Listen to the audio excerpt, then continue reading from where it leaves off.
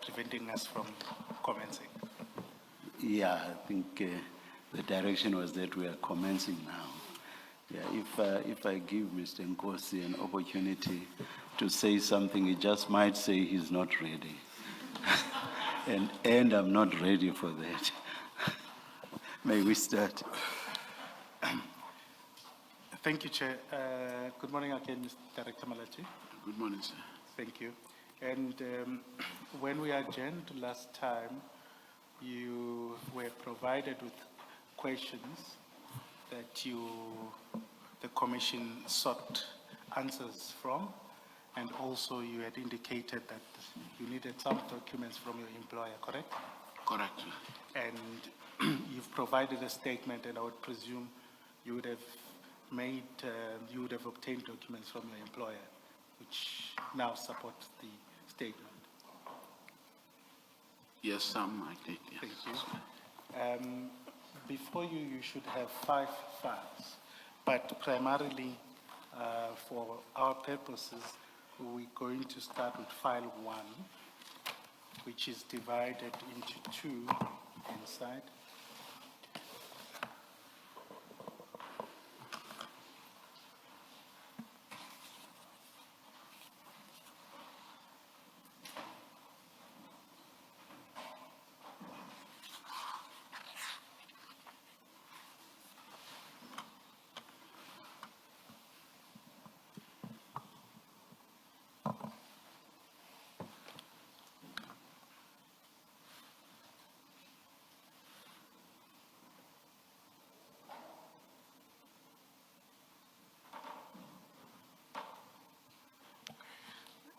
Thank you, Chair. And as I said earlier, this is at the top is your supplementary statement. Thank you. Correct? That starts at page 1. You confirm that? Confirm. Then if we go to the end of that statement, at page 4, you have signed it before a commissioner of oaths, correct? Page 4 of that statement. Page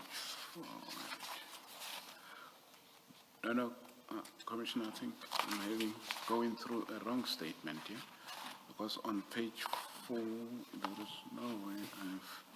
Can Maybe somebody refer assist me him with to the that? folder. It's under folder 7. Oh, it's folder 7. Yeah. I'll just ask them to assist.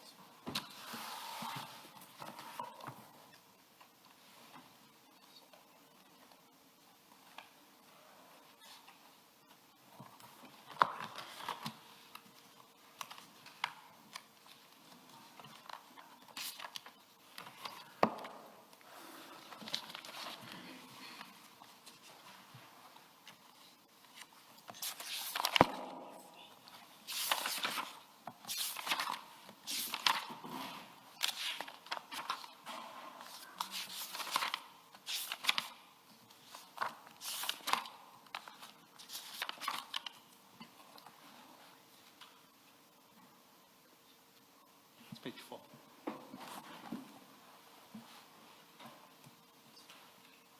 Are we there? Commissioners, did you manage to locate the statement?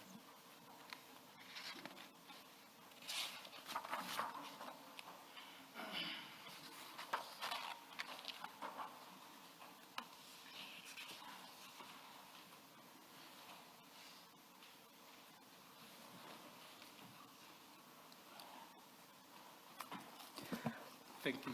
Do you confirm that that's your statement that you signed before a commissioner of oaths?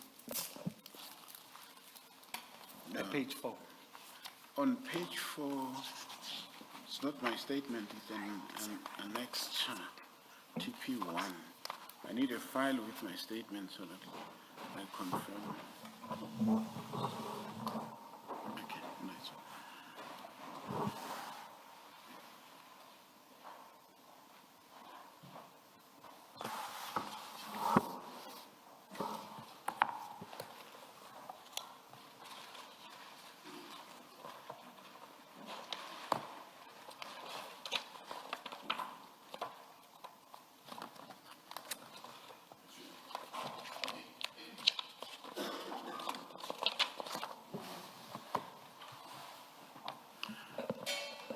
Correct, it's my signature. Correct, that's your statement. Thank you. And you've provided various annexures from ST1 up to ST12, correct? Those are your documents.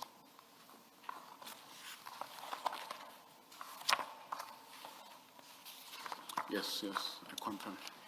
Thank you.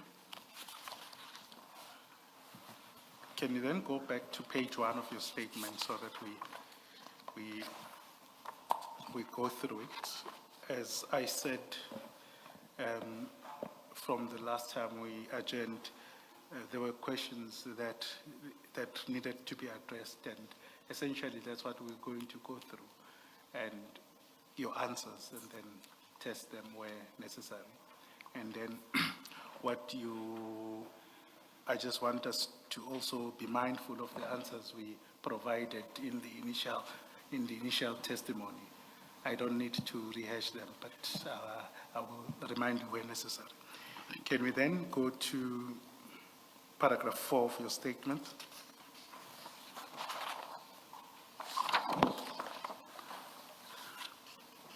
From there, can we then start reading it out, and then we'll deal with questions thereafter?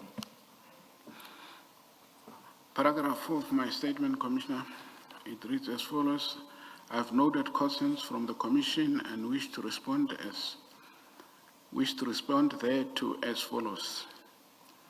Emails and communications detailing executive discussions regarding outstanding invoice for GOBIS and other ad hoc security services.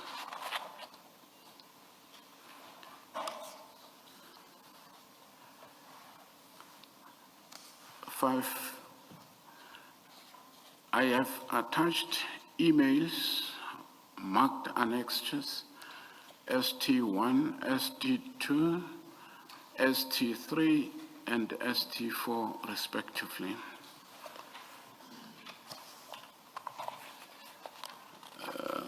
Perhaps, Mr. it would be helpful to point us to the emails you seek to rely on for your answer and what you are answering to. I think ST1 annexure. On ST1 annexure, this there is a trail of emails. The first one being from Riverspace on Wednesday, the 25th of June, 2025 at 14:07 to my PA, to myself, and he copied other colleagues. Mr. Matlanga. Sorry, Director. Is the first one not the one right at the end, or rather, directors, or rather refer to a page number? Okay. At what page is the first one? The first one is on page 1, just after. Perhaps, if I may assist you, so in essence, the chair is saying an organization of emails goes backwards. So your first email. The first email is usually the one right at the end, and you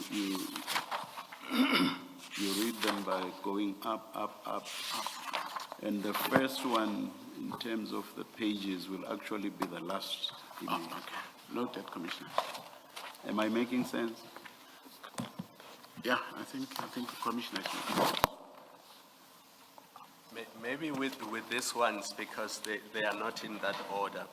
On page 1, it's the April emails. But when you go to the end on page 17, you'll see that is the May emails. And then in between, there's the June emails. So they're not in the normal order that we often see emails. Maybe you can direct us to page numbers and which ones you are referring to. Okay. Yes, certainly, as well, Mr. Commissioner, and it's different individuals in those emails, so it's different, but. Let's, Yeah, so the I director can must please take direct us us through, there. yes. Please take us to the one you want to take us to. Okay, thank you.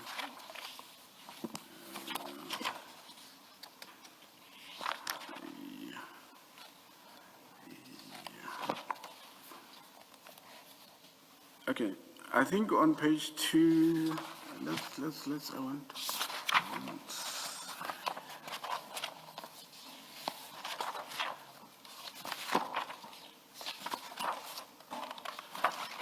The one from Deputy Chief Rivers Peace to Winnie B. Madlanga,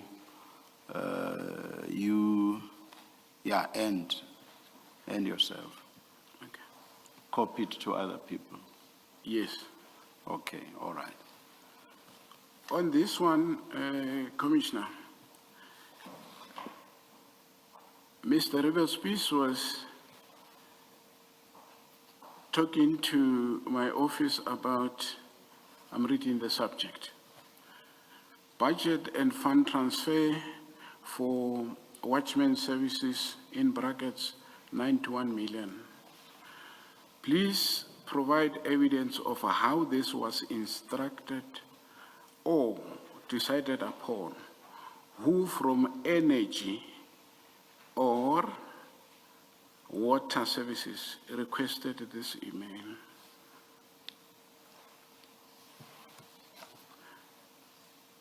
It was in June the 25th, and my office through Winnie B. Madlanga, the same June 25th, and we copied my team members there.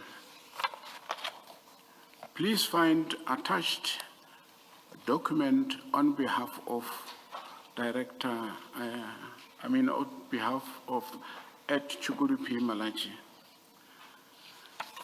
Director Malatji, can I just point out something relating to this? If you look at the date stamps starting from page 2 and then ending at the bottom of page 4, you will see that the earliest email on that day starts at page 4. Page 4, So if you okay. just go to page 4. I'm on page 4, Commissioner. All right, look at the bottom that says, the email that says from COO, you see that? I see it, yes. And then it's addressed to quite a number of people. The time is 7:54 in the morning. I think that's the point that Commissioner Khumalo was trying to address you to. Okay. And then, so that's 7:54 on the same day, on that day. And then if you go to the email on top in the same page, Okay. it's at 8 o'clock, 8:01. I can see that one. And then you are addressed in that one. You see that? And then if you go to page 3, that's now your email on the same day at 12:29. So the order is from page 4, and then you come to page 3, and then you come to page 2. So the one that you started with from Rivers Peace seems to be the last in this sequence of emails. All right. Thanks, Commissioner. I think Rivers Peace addressed this email to my office, and it was about the budget and fund transfer for watchman services, in bracket 91 million. He indicated, please provide proof where ad hoc watch services have been deployed since 2024 and January 2025.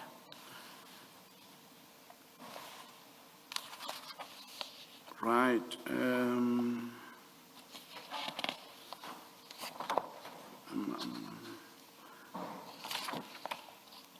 Can I just ask a question arising from that? So in this email from Deputy Commissioner Spies.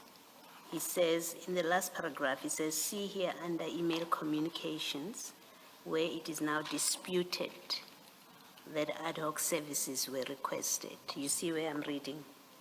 Yes, I see, Commissioner. Okay. Now, in the email below that one, on that same day, it's from the COO, and it's written to COP. I think COP is Chief of Police. Correct. Someone says, I'm not aware of any prior agreement that the CO cluster would finance this. Are you able to comment what this is all about? It continues to the next page, maybe, if you want to look at it. Okay. My comment, Commissioner, with regard to this trail of emails is simple and straight to the point. It is clear based on these emails that at some point after a complaint was lodged with the office of the CFO, right, there were executive meetings arranged and held, right? These executive meetings included Office of the Chief of Police, the COO, the CFO, and others, if we could go through. So, in most of these executive meetings, myself as Director Malatji was not involved to participate. I became, and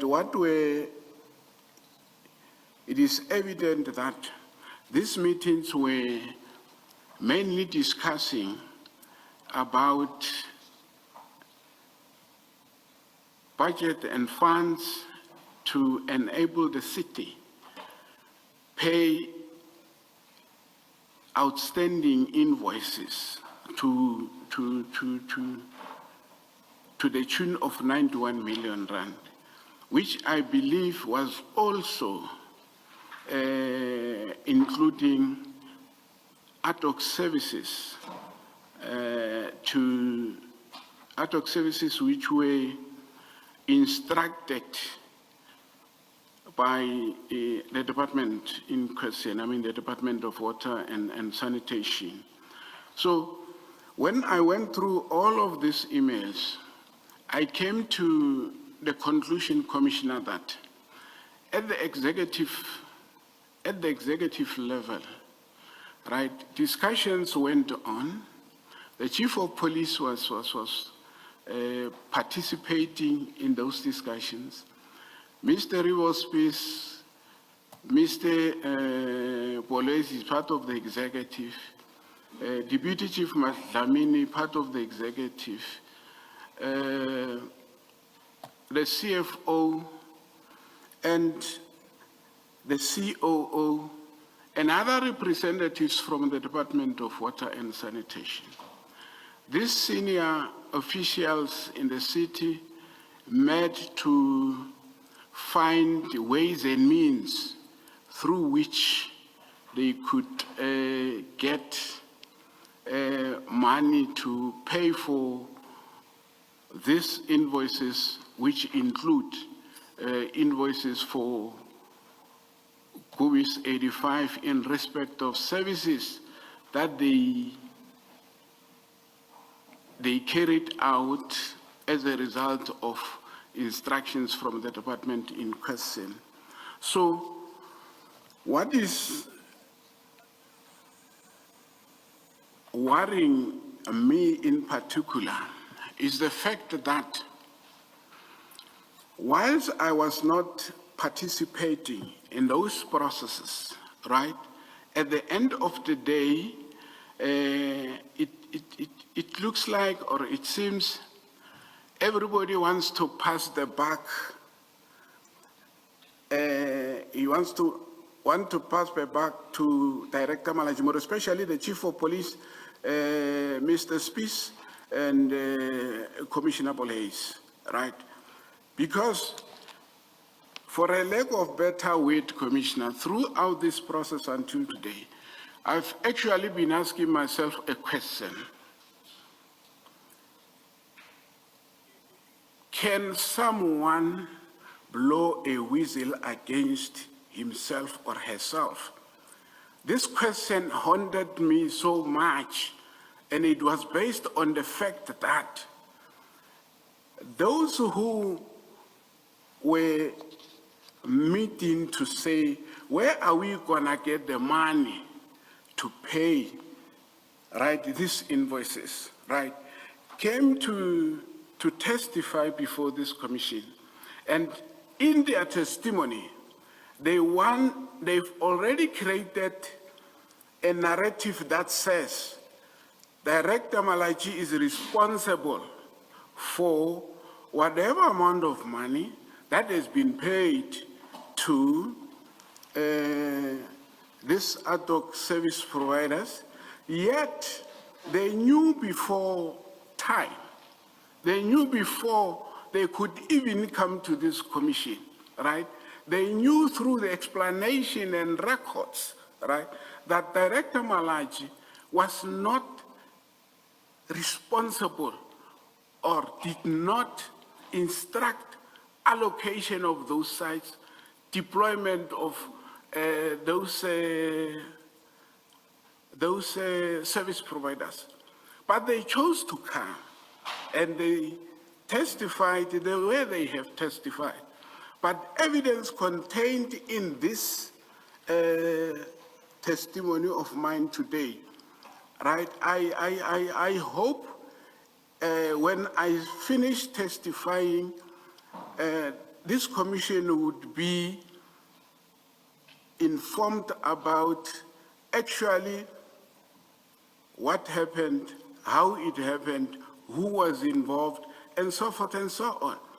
I also want to take this opportunity, Commissioner, and say, without referring, maybe the evidence leader will assist me in terms of the annexes there.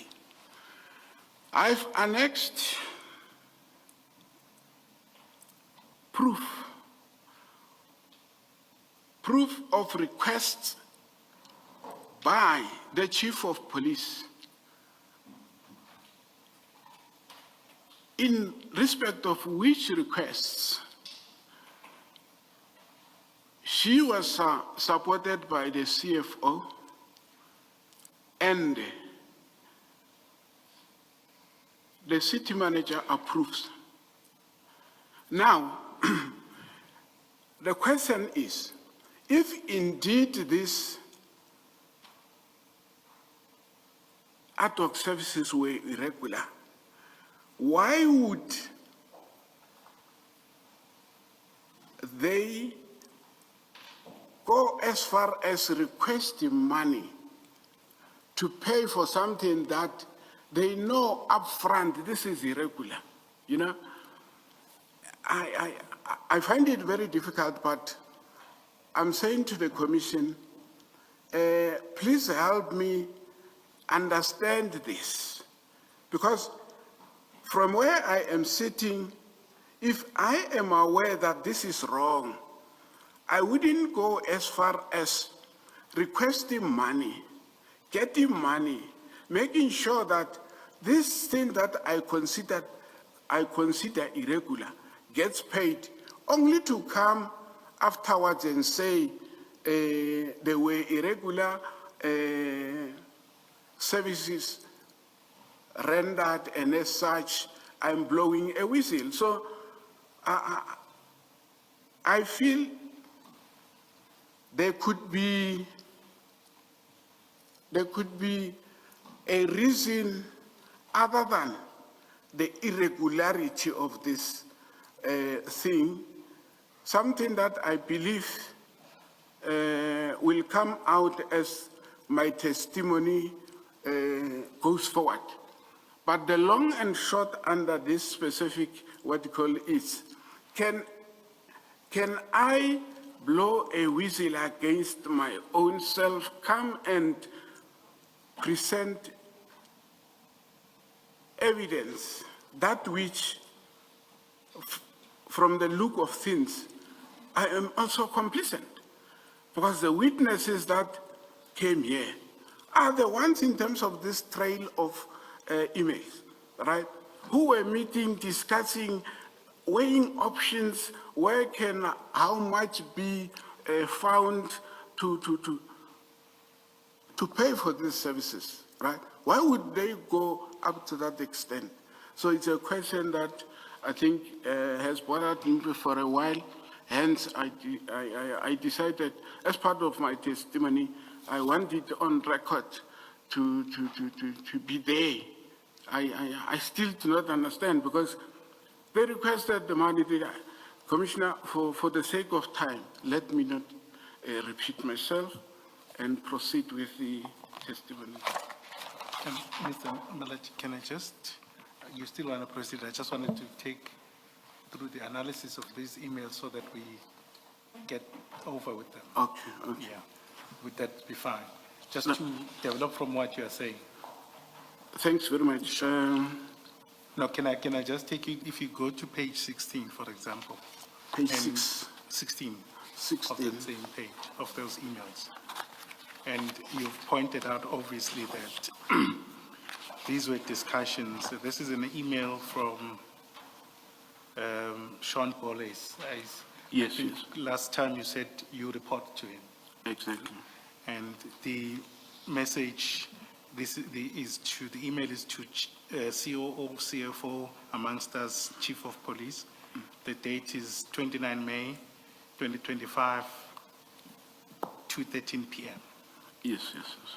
And what we see there is, I think, as you said, it's part of some sort of effort Yes, to request funding or additional funding, and specifically for ad hoc services. Yes. Would you agree? yes. And would you agree at the amount, just what is stated? I'm just trying to check whether you would have any difficulty. That what they say, that is your boss, says the amounts of ad hoc services are as follows: January to June 2025. The amount for January, I think that's one of the things we're going to go back to, is an amount of 14 million Yes, or 29. Would that be yes, I can what see. you would recall to be what would be for January? Yes, I can. And then for the following 5 months period, it's a total of 82,622,210 rands for February to June, I can see that one. correct? And obviously there is an email prior to that to Umash, but what you were pointing us to is that your email, the one you received from Mr. Commissioner Spees, and as Commissioner Baloyi was pointing out, was that it was giving you a sense of ad hoc services, the amounts involved, and for you to explain, Yes, for example, how were these ad hoc services procured? Would you agree that's the essence of it all? Commissioner, if my memory serves me well, in my last testimony, I was on record to say when these specific ad hoc services were procured, my office was not made aware up until it reached a point where, I'm talking specifically to Kubis 85 Solutions, until it reached a point where they complained to the effect that they've been rendering these services and they were not paid, right? And fine. That was brought to the attention of the office of the CFO. It was brought to the to my to the attention of my office, complaining. But being specific to the question, how were they procured? This. I am saying, I want to put it on record that Sorry, maybe what I was just showing you, the evidence okay. was that the concern was then directed at you Okay. in reference to the quantity Okay. as to how were these procured, the ad hoc services. Okay. And I think that's where the other debate will come to it. Okay. Correct.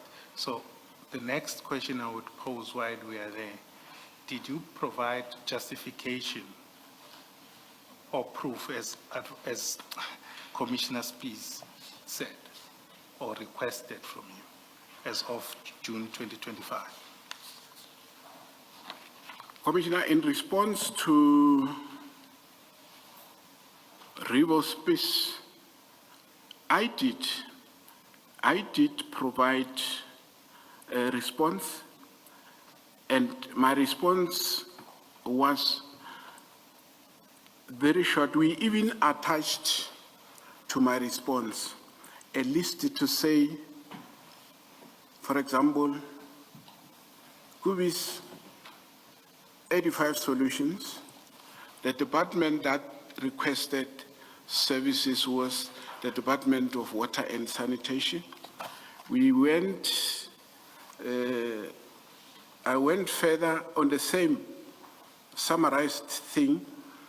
I went further to say for Klepgat ad hoc services, the department is wastewater treatment plant. I believe it's also part of the Department of Water and Sanitation. There was the third one. So why don't you take us to the actual response? Commissioner, I'm not sure if we were able to annex them here, but I'm responding, I'm vividly what you call remembering what I said to the Commissioner. I just want to relate your response to evidence that we have heard. Okay. For example, Major Piri said that he was required to not to deploy. I think the Gubis 85 was already on site, and this is on the 31st of December 2024. And he was not prepared to cooperate, and he actually said Gubis 85 should get off site. And from that point onwards, there was then an engagement between you and other people as well. The engagement being made by someone who I think is an engineer within water and sanitation. I've forgotten the name now. Yes. But an engagement that culminates in you saying that Major Piri should run with the process. Something that Major Piri interprets to mean that you actually gave him an instruction to deploy. So if you agree that that is how everything unfolded, I want you to relate what you are saying to those facts, unless you have a different version of facts altogether. Because now as you are speaking, I have this version in my mind, and I don't know what to do with it in the face of what you are saying now. Am I making sense? You are making sense, Commissioner. Yes, yes. I need my learned friend to assist me. I want to talk specifically to that issue. There is an annexure that I've attached. This annexure,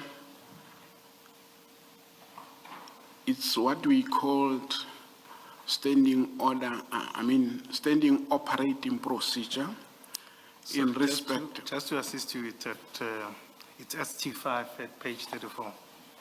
Page TGS? ST5 ST5. at page 34. And I think there's a paragraph in your supplementary statement to which refers to this. Thanks, that's page 34. Commissioner, I wanted to put it on record today that ad hoc services in the city of Tshwane, since the 23rd of January 2023, have been and are continuing to be managed subject to this correspondence as evidence. So, any ad hoc service that has been undertaken out of the spirit of this, right, would not be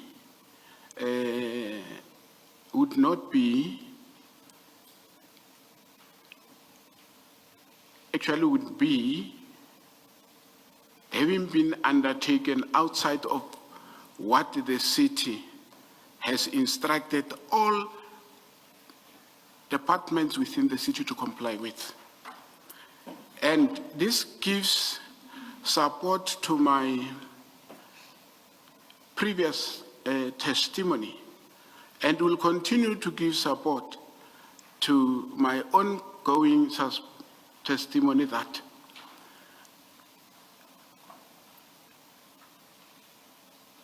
the Kubis 85 ad hoc solutions, ad hoc services, were procured outside the spirit of this instruction or this directive. And Director Malatji and his office, Director Malatji was not involved when those, otherwise, I would have made it a point that at inception, the department in question complies with all these bullet points, right? I would have made sure that the department avails budget for which they are going to be servicing these ad hoc services. I would have made sure that there is a period for which those services, right, are gonna be running. But because this instruction was not complied with, right, it wouldn't be fair of me to say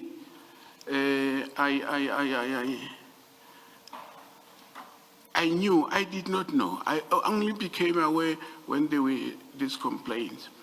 Whilst on this instruction, I want to say to the Commission, this instruction does not delegate me with any power, duty, or responsibility to deal with any department within the city of Tshwane that which is found to be acting contrary to what this instruction is saying. This explanation goes back to the issue of the instruction that was given to me by Rivers Peace, cancel all ad hoc services.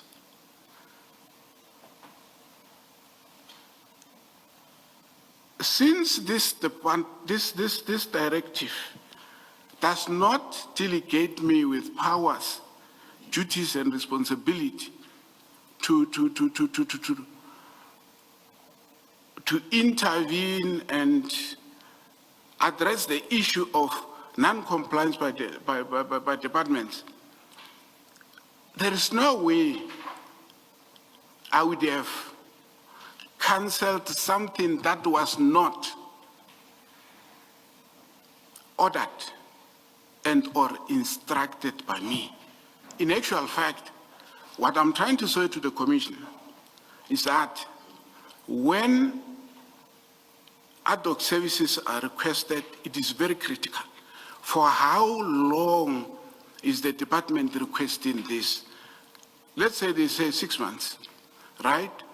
At what cost we would be having a quotation? Which quotation would have been approved by the department because the department is responsible to pay for those ad hoc services? From my office, part of the responsibility, when everything has been done subject to this directive, from my office is to monitor the rendering of services, the period, the budget, and all of that. And things normally do not fall out of hands, because it reaches a point where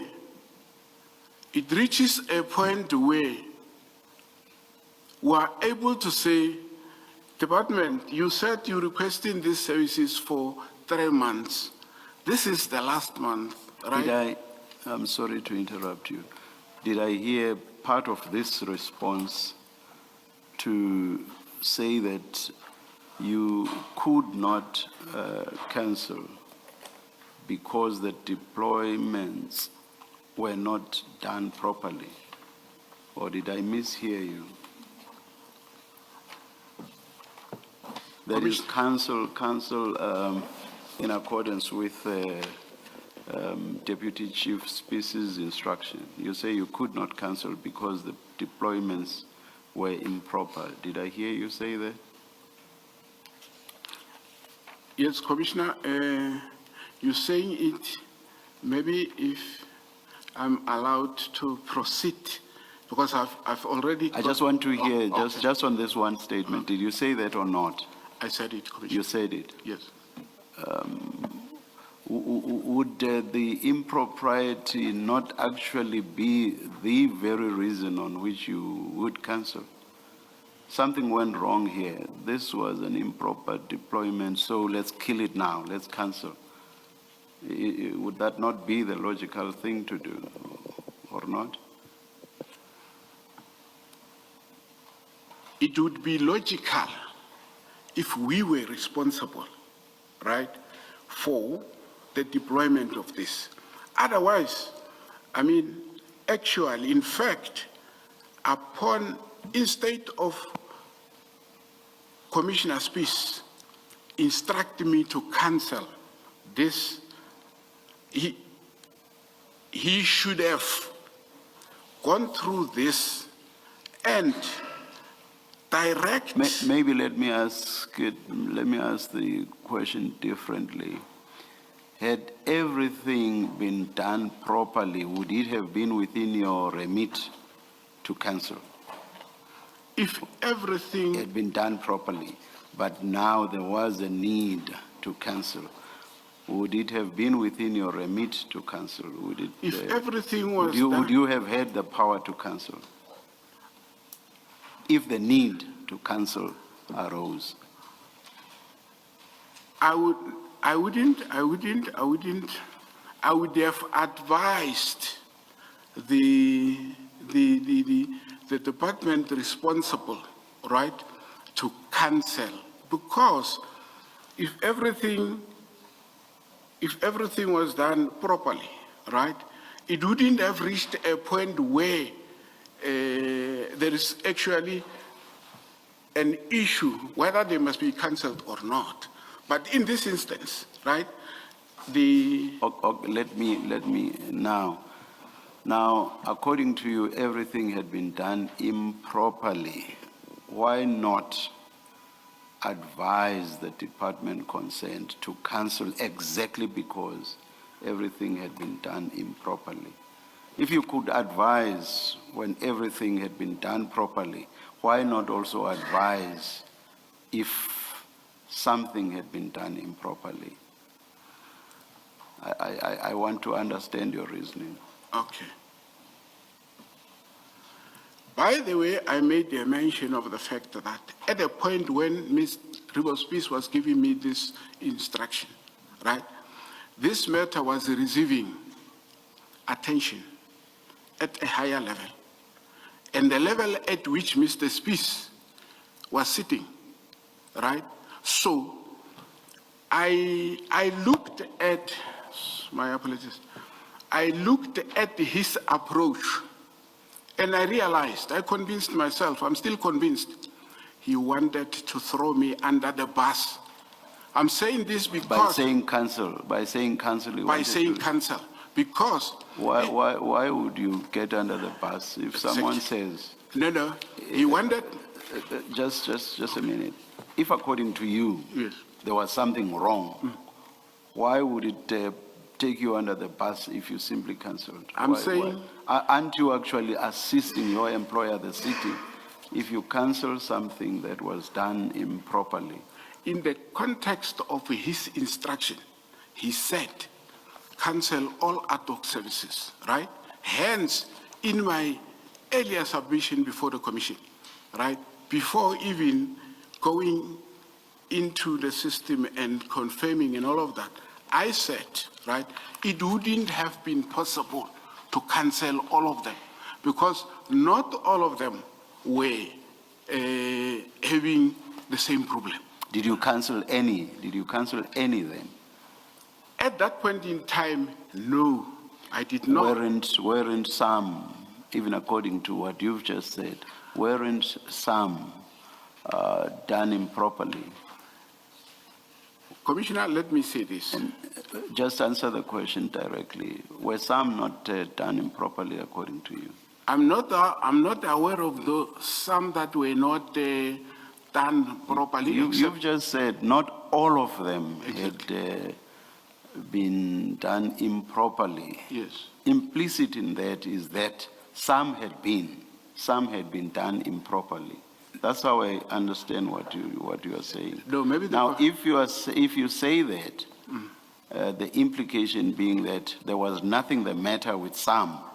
So my question is, why not cancel those that you had no problem with, or those that you are not saying there was any impropriety with regard to them? Why not cancel those? The instruction, Commissioner, was cancel all. And I knew it was not all of them, it was GUIs. And this GUIs, I could not have it cancelled because it was not instructed by me to deploy. In actual fact, let me put the record straight. Commissioner, this instruction was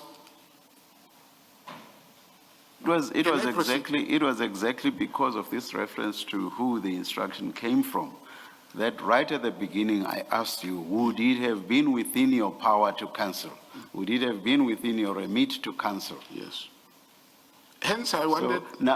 And I asked that exactly because you keep saying you are not the one who gave the instruction. You may not have given the instruction, but if you have the power to cancel, you could and should have cancelled, regardless of whether or not you gave the instruction. So the antecedent question is the question I asked earlier, which is, did you have the power to cancel? I said... Did you or did you not? No, in this respect, I did not have the power to cancel. You did not have the power to cancel? Yes. Okay, but anyway, Mr. Skakane, I think we've been derailed because I think what the focus of the testimony at this stage, if I'm not mistaken, is about the inception, yes. the start of all this, and not the tail end, which is the cancellation. Am I mistaken?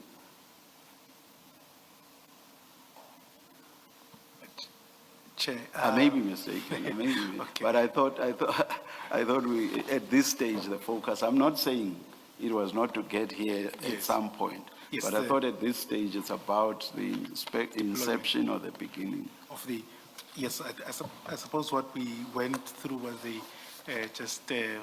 we got caught up in the issue of the discussion around the quantum and what was supposed to happen.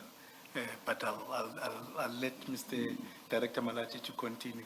Safe to just pick on one issue, maybe one question, and then I'll let him continue. Director Malatji, as I understand it,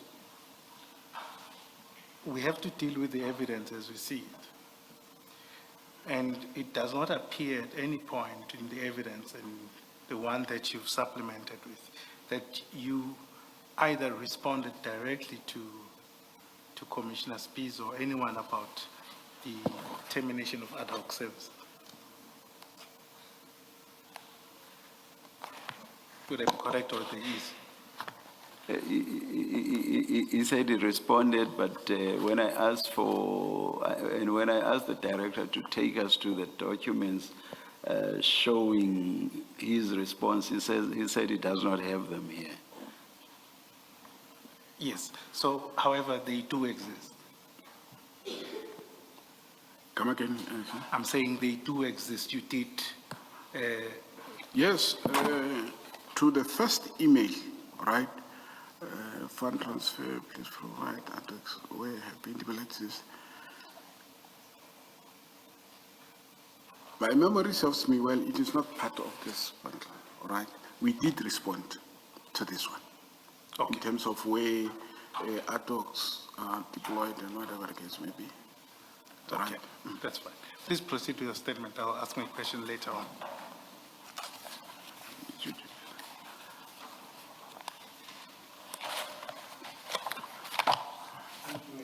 You had paragraph 5 of your statement. You were taking us through those annexes.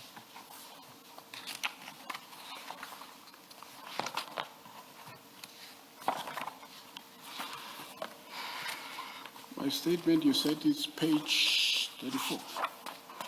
Oh, okay. All right. Yes, we were on paragraph 4. I think we've deliberated much on emails and communications detailing executive discussions. Number 2, email response to Nandule regarding his complaint that 13 requisitions were created without invoices.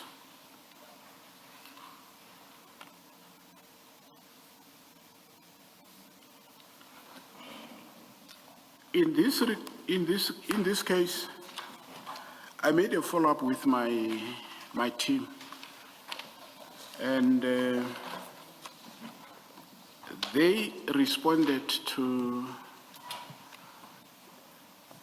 Director Nandule about these 13 requisitions, and they went as far as saying to me, in their view, they couldn't create these requisitions without attaching emails. As I wanted to know how this process works, they said they do not have a function that they use, that is used, right, to create purchase requisitions without emails. I mean, without invoices. But it is Director Nandule staff who have got that function on the subsystem. And they went further to say, when they inquired, later when they made a follow-up with Director Nandule's office, it came to light that those requisitions were eventually cancelled, right, on the system, But since I'm not familiar with the subsystem and what, you know, I relied much on what they are telling me, and I think they even said it is possible for the commission to verify that, maybe by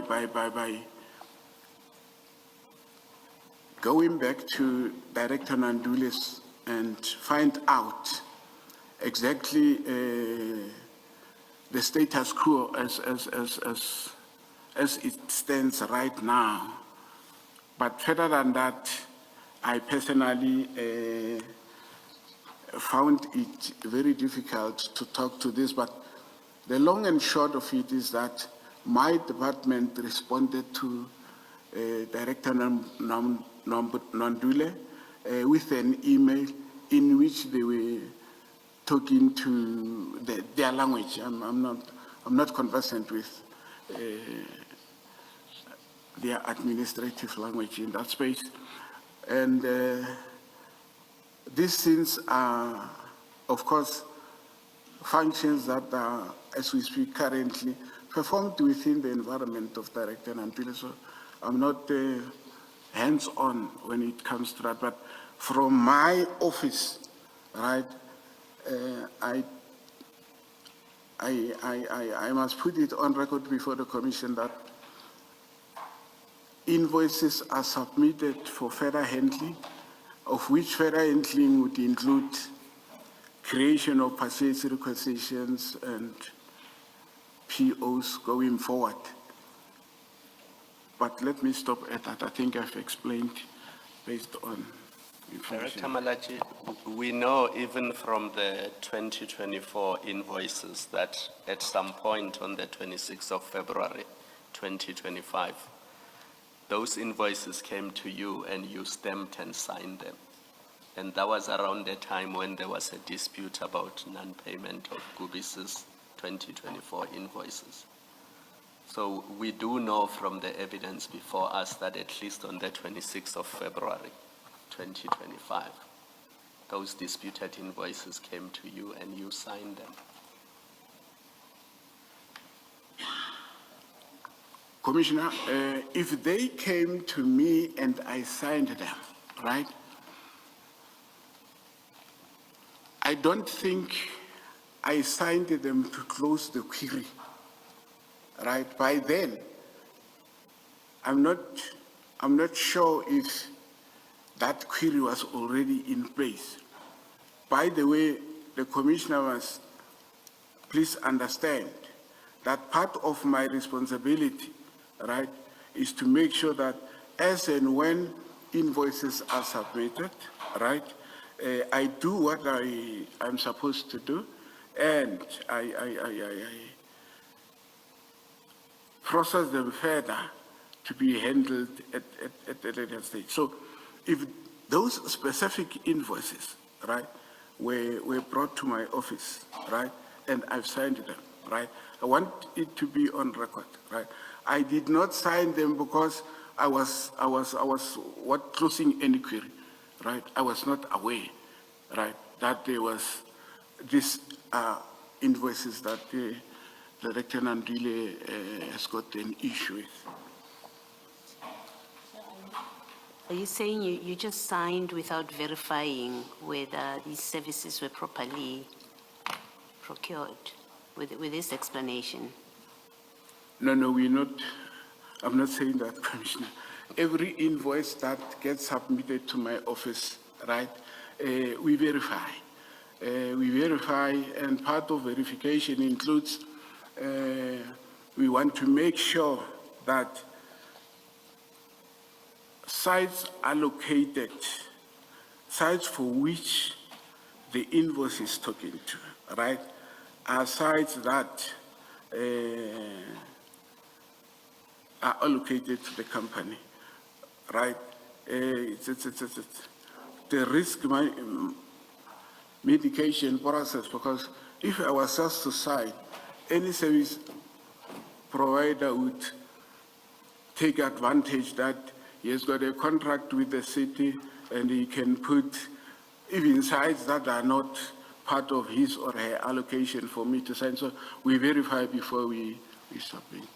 I will ask the evidence leaders to put it up while you continue with your testimony. We may come back to it. It's on page 144 of file 3 of that Umashi Dlamini. Remember that Kubis invoice that was shared between Dlamini and Nkosi, and it has Director Malatji's signature and a stamp on the 26th of February 2025. So if it is available nearby, they can put it up on the screen. But for now, if Commissioner Baloy is finished with her question, then you can continue with what you were dealing with. Let me just finish off my question. If you say you verify before you sign off, would you not then have picked up, or should you not have picked up that these services were, or the deployment was done by somebody who, in your previous evidence, you said didn't have authority? We know that Piri signed deployment letters, and your testimony previously was you never, firstly you said he's junior, he doesn't have the authority to do that, and you never gave him that authority. Your verification of invoices before you approve, would you not have picked that up?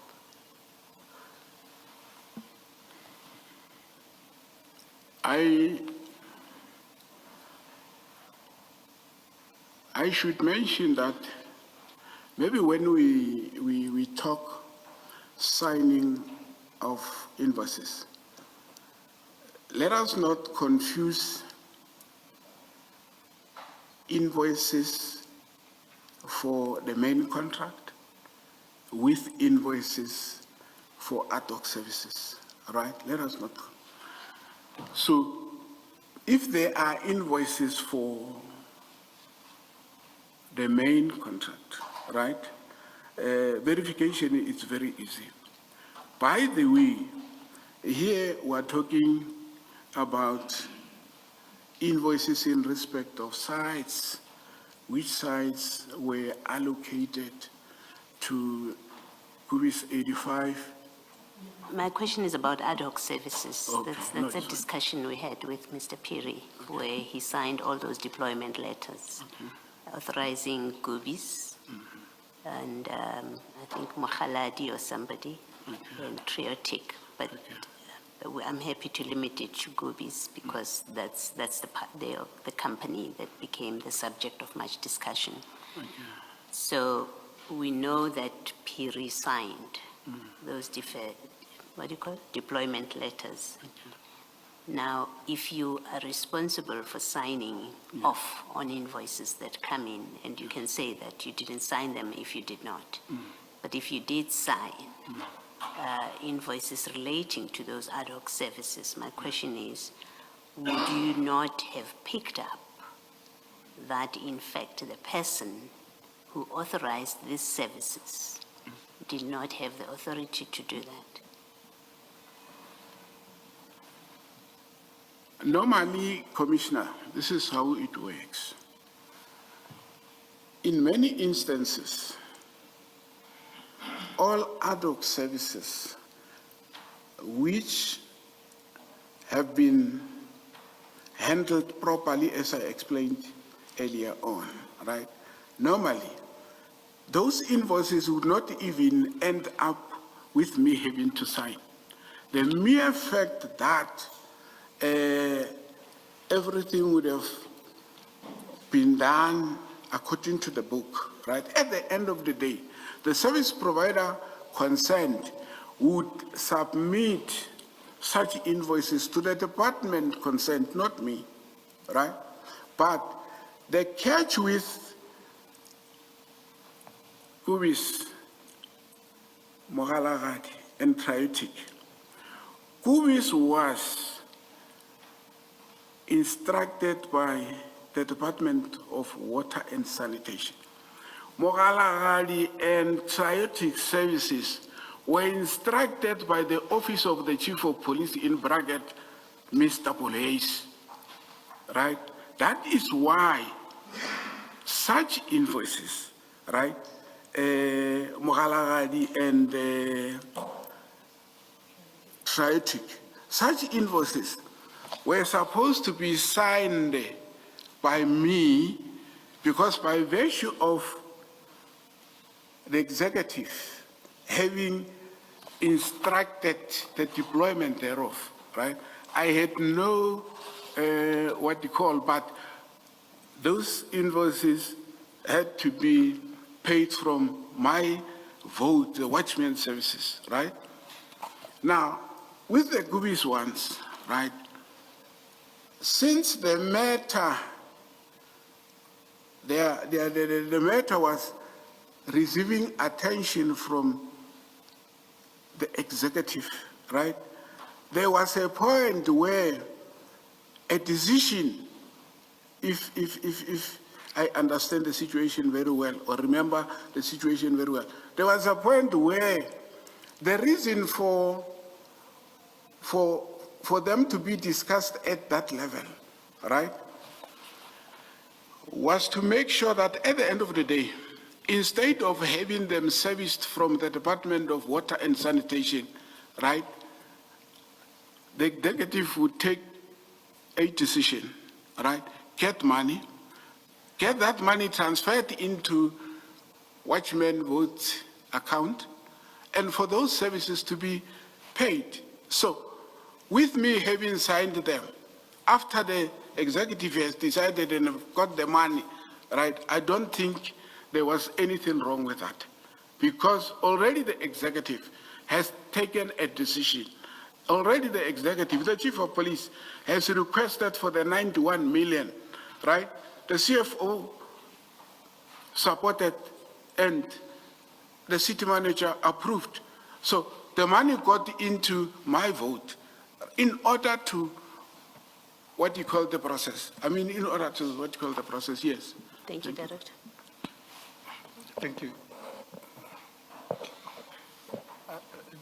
Director Malatji, I think what Commissioner Mali was getting at is what your answer was at your previous appearance, and your answer was to accept or concede that some of the invoices you signed without verifying that the services were rendered. That was your answer when you appeared, and you accepted that possibility, and the fact that as a result, payments would have been made on the basis of your signature.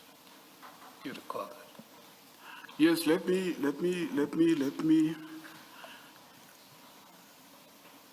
remind the Commission of what I have said.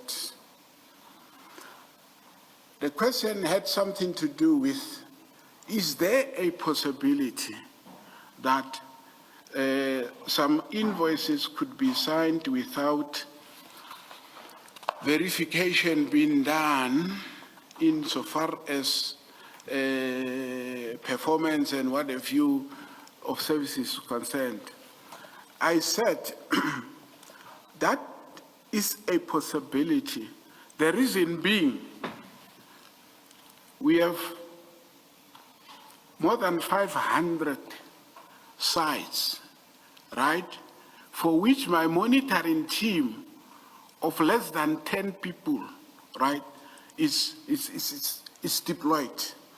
Chances of them not covering the scope, right, might result with, come the end of the month, right, they were unable to come at site number 457, right?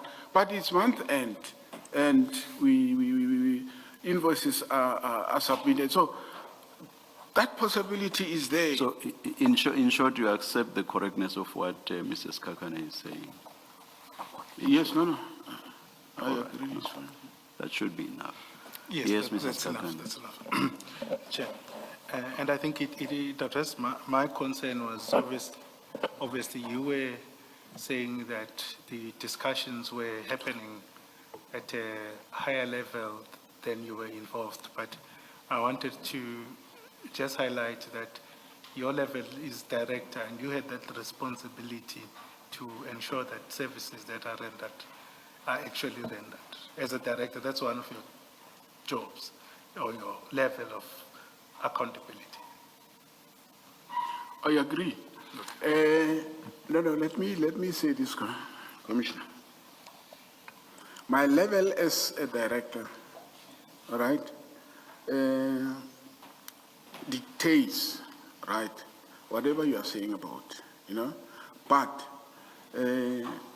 let the Commission not lose sight of the fact that, I've spoken at length about staffing problems. I've spoken at length, about many other shortcomings. Now, I think it is obvious that if I was treated accordingly, right, I should have participated. Somebody should have invited me to participate, right, in these executive meetings. But let me not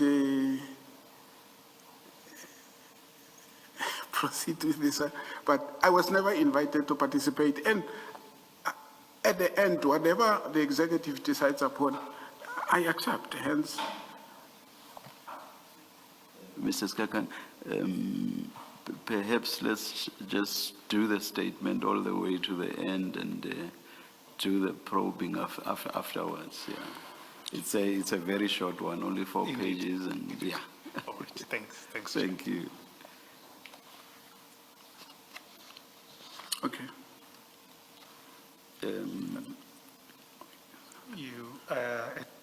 The question after paragraph 6. Okay. Question under paragraph 6, written response to Commissioner Smith's email letter to 12, who approved the ad hoc services. I did not immediately respond to email from Commissioner Smith. The reasons for my failure to respond immediately stated in paragraph 8 below, which are covered under response detailing your failure to immediately carry out instruction to cancel all ad hoc cuts, and the background explanation provided to Commissioner Spies, Bolehey's, detailing the initiation of ad hoc deployments. Regarding my failure not to cancel all ad hoc services, I did not carry out the instruction of Commissioner Spies immediately because of the following. The instruction was wide as it included cancellation of ad hoc services which were not affected.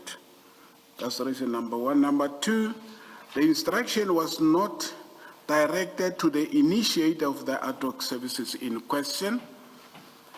The instruction was issued without observing the content of the standing operating procedure, acquisition of additional new services dated the 23rd of January 2023. I've attached the SOP marked Annex TS5. Commissioner Spies was aware of the SOP, yet he instructed termination of ad hoc services in respect of Kubi's Triotic Protection Services and Mahalahari Security. I later complied with this instruction by drafting letters of termination for his signature. He signed these letters. I personally called the company, served them with termination letters, and I have attached one of these termination letters marked A6. Now, there is something I want to add on to this paragraph. What I want to add on to this is another reason.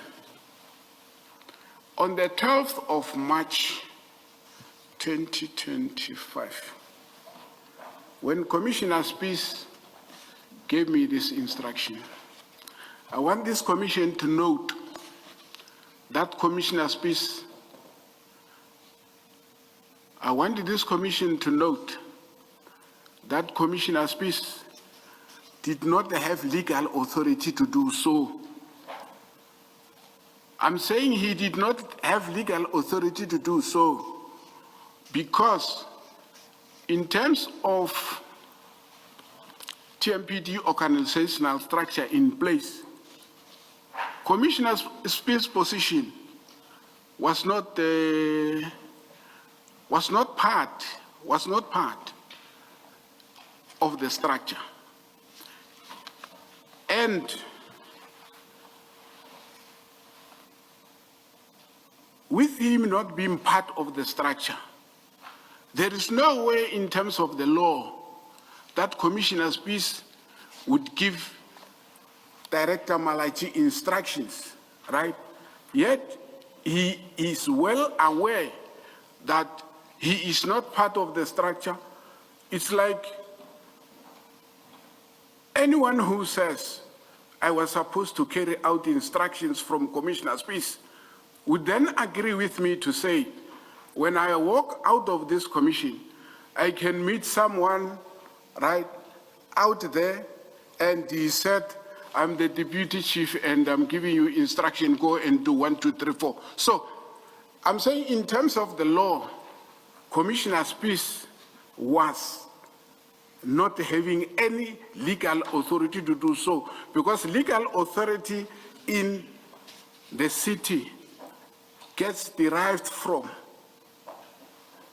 approved organizational structure by council, not by individual senior managers within the city of China. By council, approval by council gives effect to appointments and anything to do with the rendering of services within this. So he realized this. That is why when I say I later cancelled the 3, right? It was after June. There is a reason, Commissioner, why after June he came back to me to say cancel Malatji, try to give it, because it was only after the 4th of June that Commissioner Spies was accommodated, right, on the structure of the TMPD. And that accommodation still was not via any resolution of council. That accommodation was not via any resolution by council, which then means, in my with my knowledge, right? After the approval, the said approval, even though it was not done via a resolution of council, right? That position should have been should have been advertised in state. Let me interrupt you because now you're talking about adverts. I just want to clarify that I understand what you're saying. At 12 March 2025, who did you report to?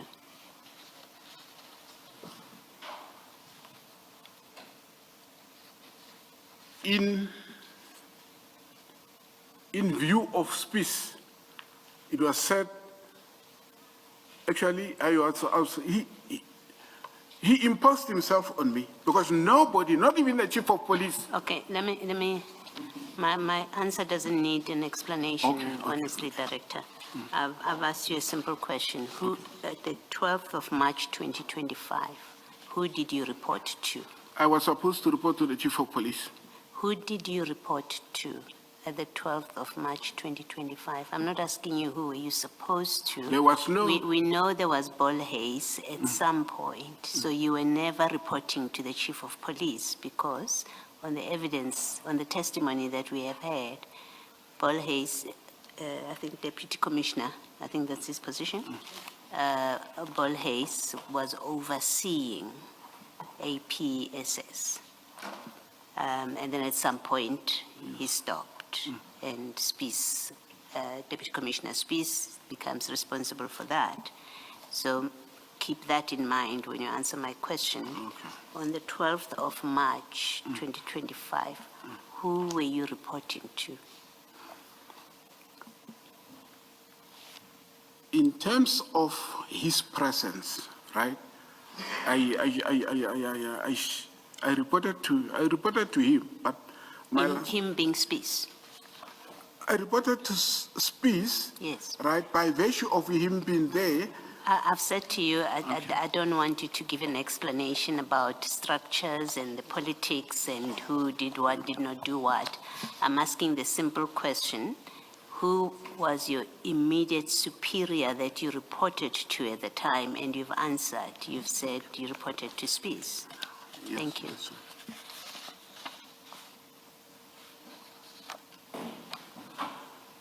Okay. I'm at point 11. I fully explained to Commissioner Bolhase the process on how ad hoc deployments work as it is contained in the city manager's SOP dated the 23rd. That's what I did. I further explained to Commissioner Bolhase that Gubi Solutions ad hoc services were initiated by the Department of Water and Sanitation without complying and or observing the SOP mentioned above.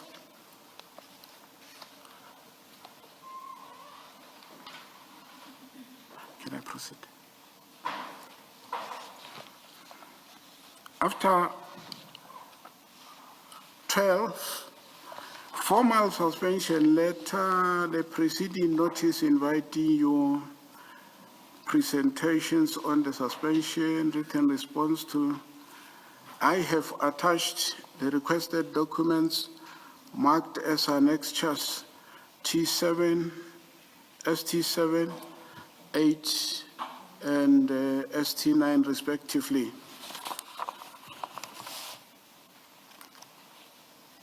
ST7. ST7, Commissioner, it's a letter addressed to me, notice of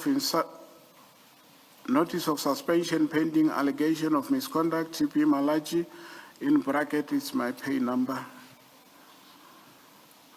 Can I proceed? With reference to the notice of intention to suspend you, dated the 26th of June 2025, following allegations of misconduct, in that you failed to declare all directorships and financial interests to the municipality in terms of the Municipal Systems Act, Schedule 2 Code of Conduct for municipal staff members, the subsequent submission of representation by yourself, taking the seriousness Director of... Malatji, I think you can skip that, it's fine. Oh, we can speak. Yeah. Okay.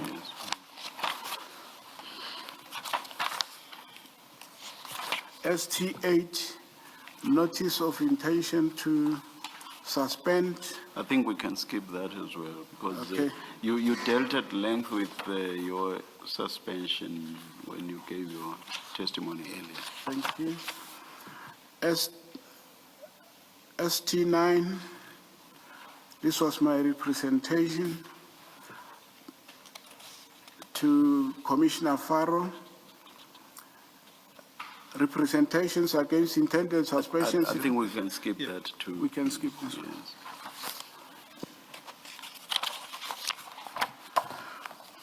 Right. Let me go to just after point number 13, the correct advertisement for the position of Deputy Chief of Police, Asset Protection and Security Services. It is attached there as per ST10.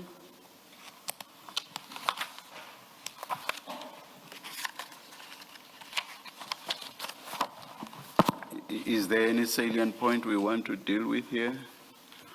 I think not much except to say, if the commissioner goes through this correspondence, the commissioner would realize that both Mr. Species and myself are actually charged with one and the same responsibility. We will decide that because, if I'm not mistaken, I think Commissioner Baloyi, when you testified earlier, took you through what his responsibilities are and what yours are. And Commissioner Baloyi was seeking to demonstrate that these are not necessarily the same.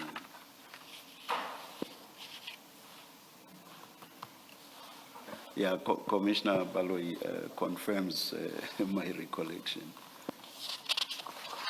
My recollection also, Director, is that you had attached the wrong, I think that's what you said, you had attached the wrong advert, and we were talking off that advert.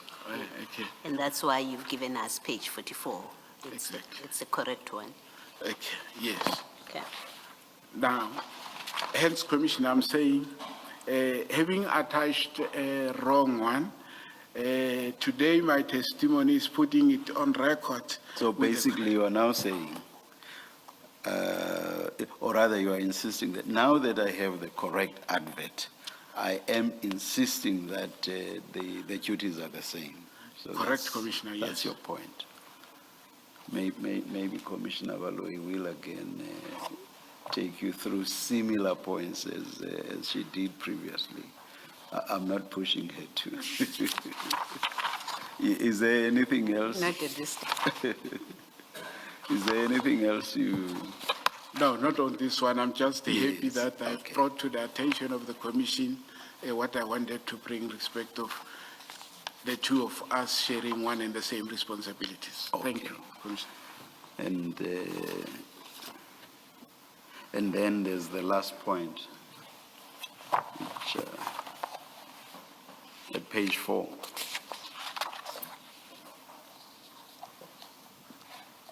Okay. Documents addressing funding request for 2025 period. Commissioner, I've attached here documents marked annexed T11 and 12. Any salient points or issues you wish to raise with regard to these? No, from where I am sitting, Commissioner, what I want to put on record is that the documents that I've attached here are evident enough to assist the Commission in determining who has requested funds and for what. And very specific, I want to say, I want to make this point that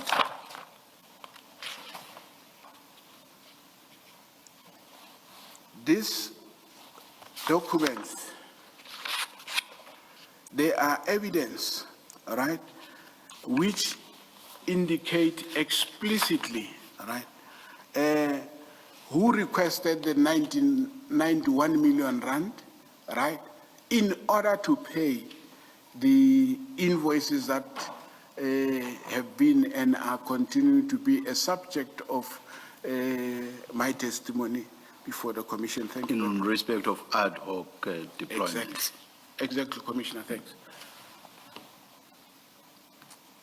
Before we break for lunch, is that document ready to be displayed? Can you please display it so that maybe Director Malatji can respond to Commissioner Baloyi's question?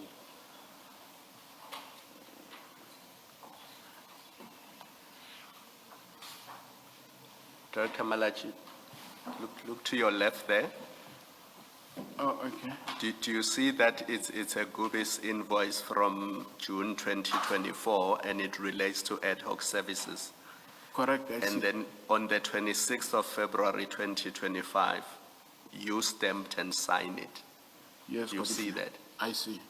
Yes, so the reason I wanted to refer you to this document is I don't agree with you that you were not aware that there were ad hoc services that were being rendered because you were approving invoices.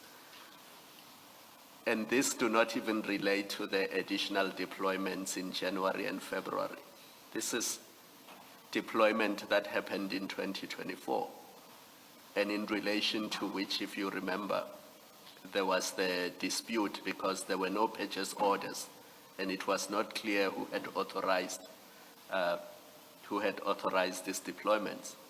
But when it came to you, you stamped it and you signed it.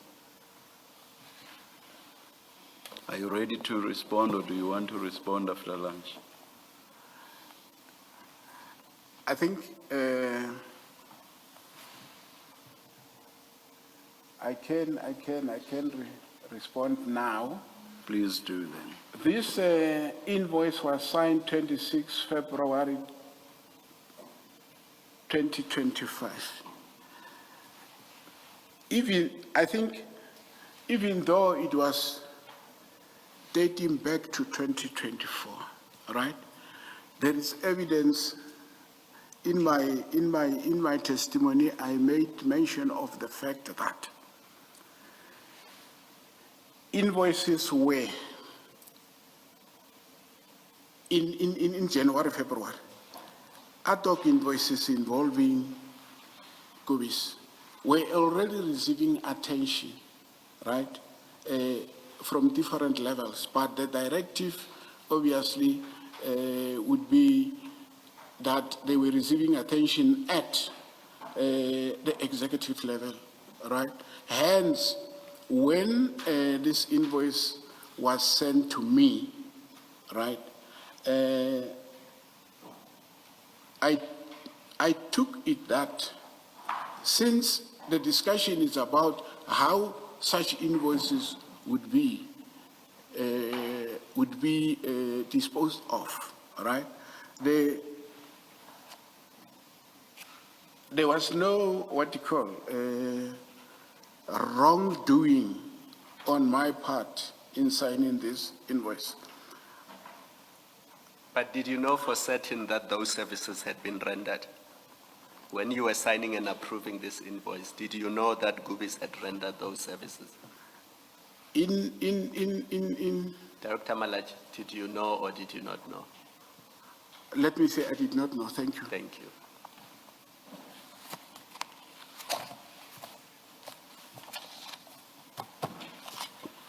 Let us adjourn and resume at 2 p.m.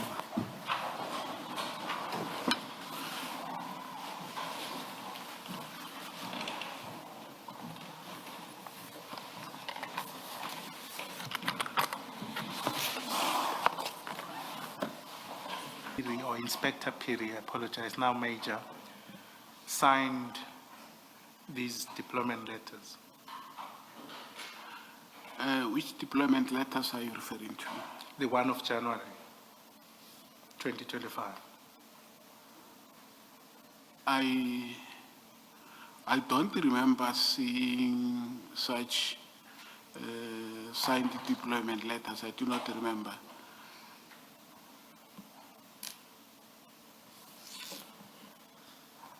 Okay, that's fine. Could we then go to file 5?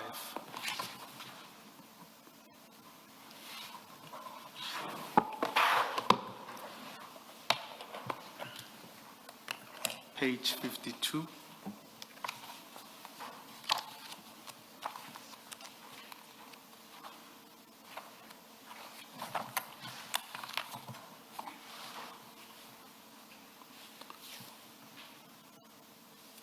This is an annexure.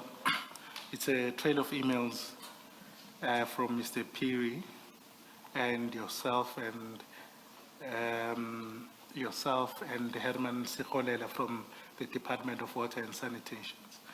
The version that Mr. Piri gave before this commission was that this discussion via emails and later on in meetings, you gave him authority or delegation using the term loosely, to issue deployment letters in respect of sites that the Department of Water and Sanitation required. What would be your comment to that version? My comment is simple, straight to the point. By ordering Mr. Phiri to convene a meeting or attend a meeting, I was not in any way giving him authority or delegating him responsibility, a duty to deploy any ad hoc services. So it happens very often, not only with ad hoc services. If you are held up somewhere and there is something important for discussion, you assign whoever to go and attend that meeting, but attending a meeting does not mean I've delegated a duty or responsibility for him to deploy the... No, that's fair enough. And I'm not going to belabor the point, but your version is that you never delegated him. And you don't... Let me take you to the email just before that. And that email and a couple of others demonstrate, at least on my reading, that the overarching purpose of all these email exchanges was ultimately to have a deployment. That one is from Mr. Herman Sikholela. It's at the foot of page 52. It's addressed to, amongst others, you. And it says, do you see it? I see it. Yes. Good day. We have responded and forwarded all the information needed by Metro Police Department. We are still waiting for them to confirm deployment. That's what Water and Sanitation want, it's deployment. And then it says, today I just received the bad report that the Klapperkop water pump station has been badly vandalized during the festives. Mr. Malatji, kindly urgently confirm when you may be able to deploy. So this is about deployment, security, as the sites are vulnerable to further vandalism. And then there's the one about an urgent meeting that you just referred to. I will skip, and by skipping, that's going backwards, because as we discussed this earlier, the emails will start from the bottom up. I will take you to page 44. There again, it's an email from Mr. Sikholela. That's the person I referred to earlier this morning as an engineer. I think he is an engineer, but the important thing is that he's from Water and Sanitation. Again, he's writing to you, and he says, good day, Mr. Malatji. Attached, find the updated list of security deployment need. So it's on the basis of the repeated reference to deployment, that I'm saying what's overarching here is deployment. And then I will next take you to page 43. Now it's you writing, and you are writing to Kwapeng E at Gmail. Who's Kwapeng? Senior Soup Madlanga, Colonel Madlanga. Or Dr. Madlanga, yes. Dr. Madlanga. Okay. And you say, good evening. kindly find request from Mr. Hammond from the Department of Water and Sanitation for further handling. And then you say, please get Piri to run with the process and let's monitor progress.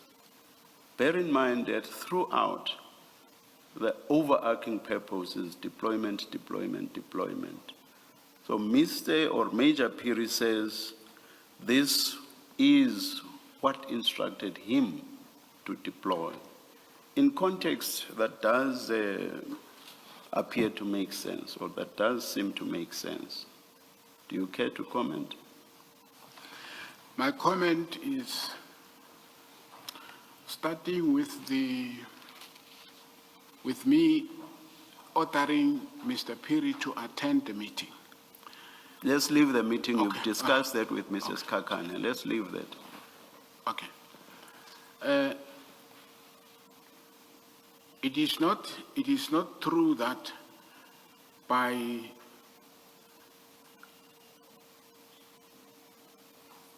instructing them to run with the process, I was meaning that they should continue deploying security, because they themselves know very well that in order for deployment to be carried out, right, there must be a... Are you going to refer to the SOP again? Exactly, right? And it starts with what? With the request from the relevant department? Exactly, and Which there was here. There are repeated requests.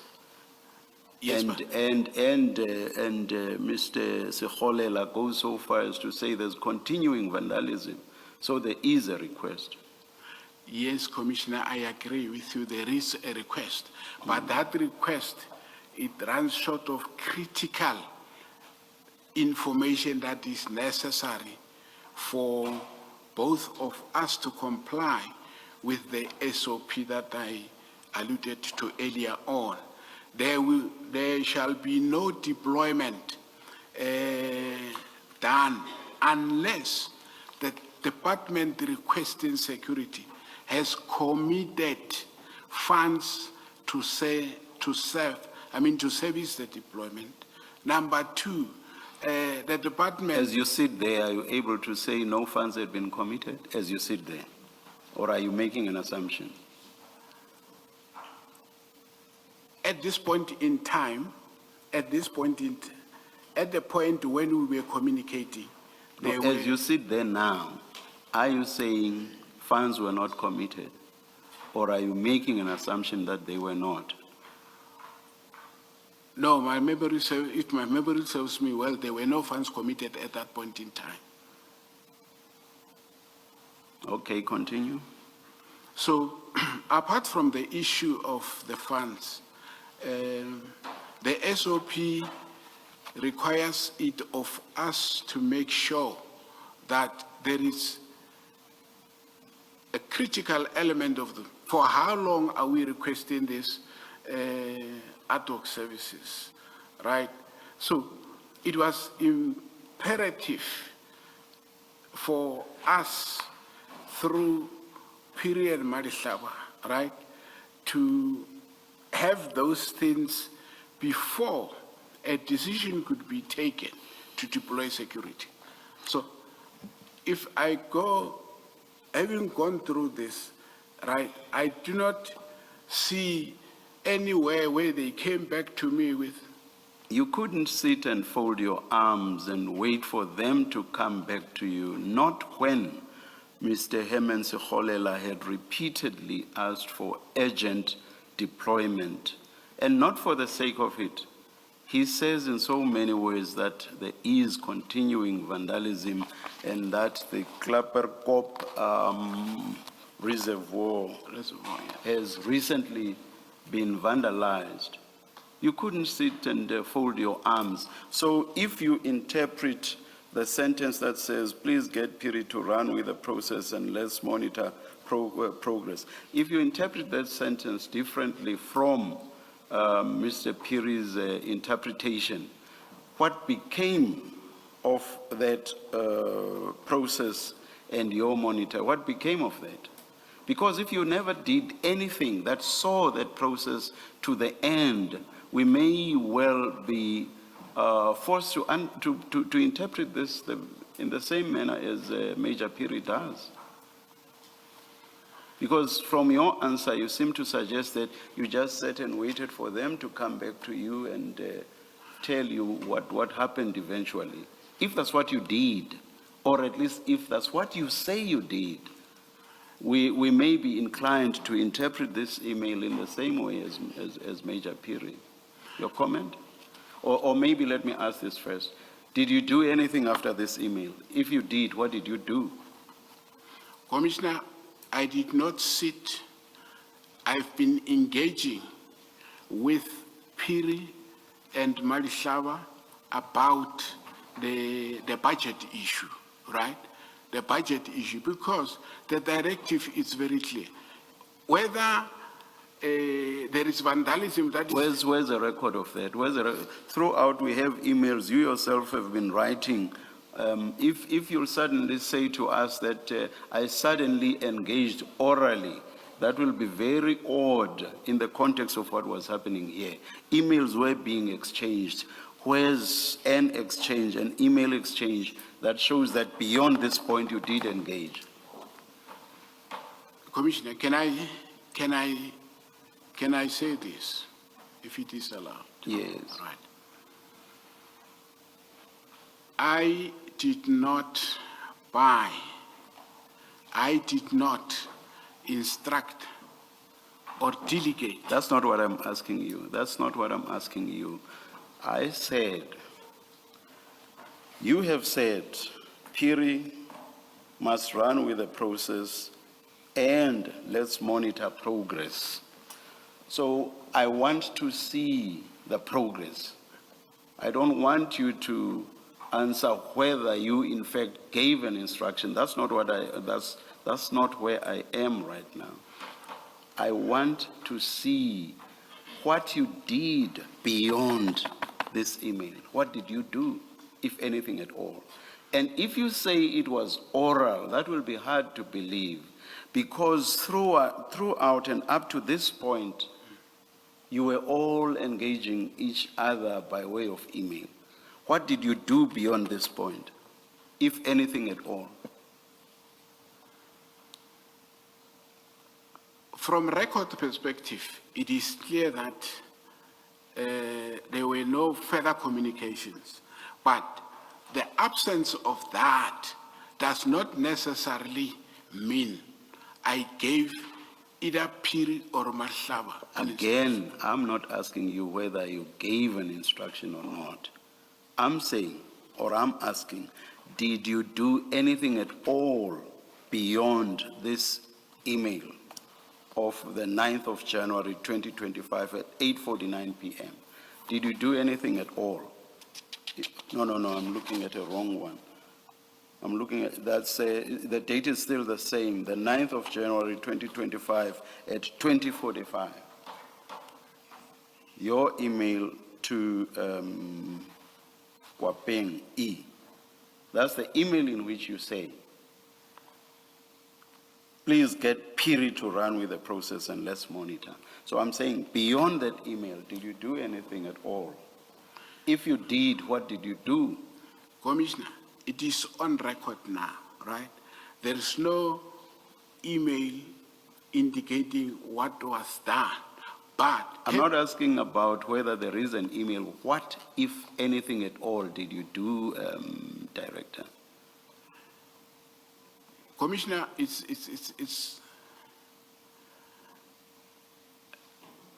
I'm struggling to get the right word, right? I've issued an instruction. They must run with the process. Running with the process, meaning to do due diligence. They did not come back to me, right? Yes. The commissioner is saying, what did you do? Yes, I want to know what you did.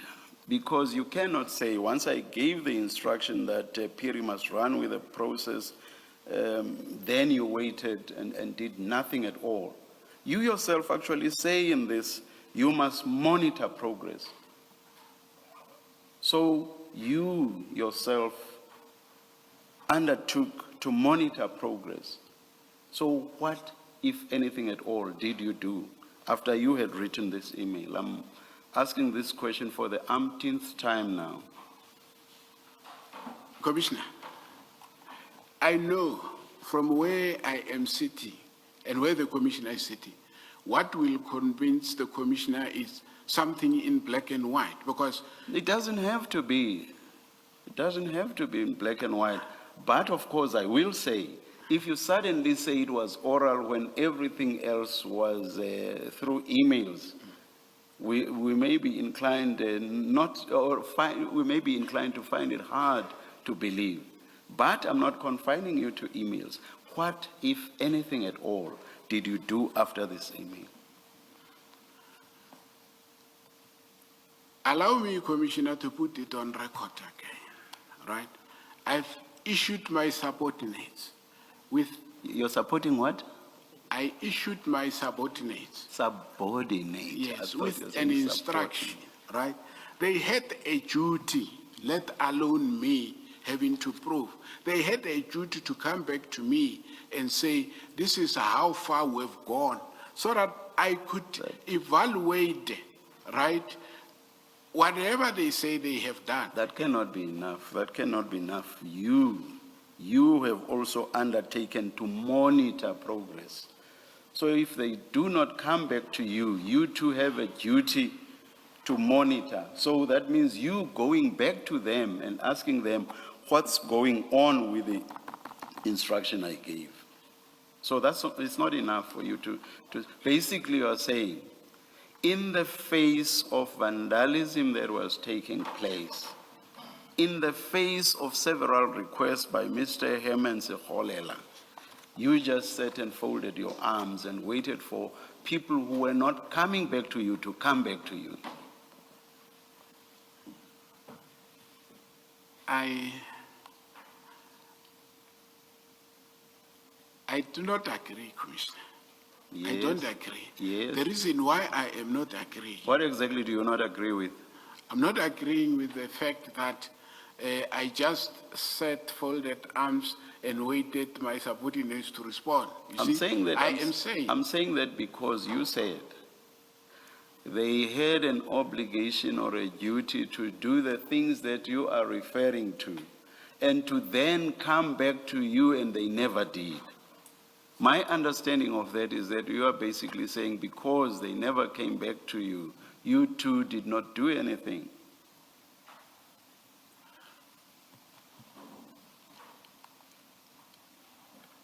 I think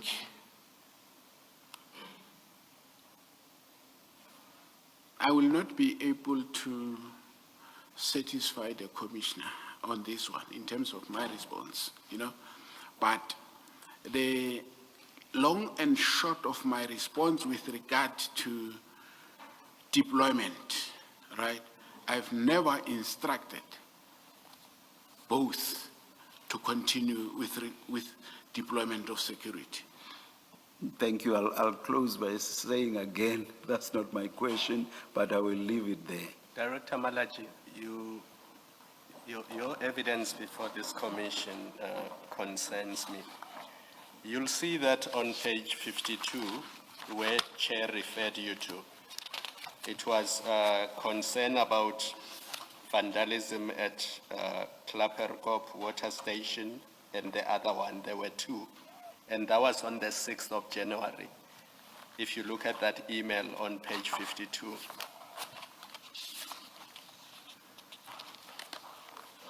The following day, on page 60,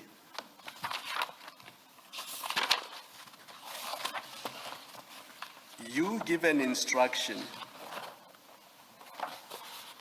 Tuesday, January 7, 2025 at 11:38. You give an instruction that the service provider will resume deployment of security guards today, 7 January 2025 at 1800 hours, at the very stations that the chair was engaging you on. So you gave an instruction that the deployment will happen from that day. So for you to come to this commission and say, I never gave an instruction to deploy because my subordinates had to do due diligence first, that is untruthful. Because that is your email where you say deployment will happen today at 1800 hours. Do you see that? We are on page 60, Director Malatji. I am on page 60. And do you see that in your email you said deployment to these 3 sites, to these 2 sites, was to commence at 1800 hours on that day? Yes, it is my...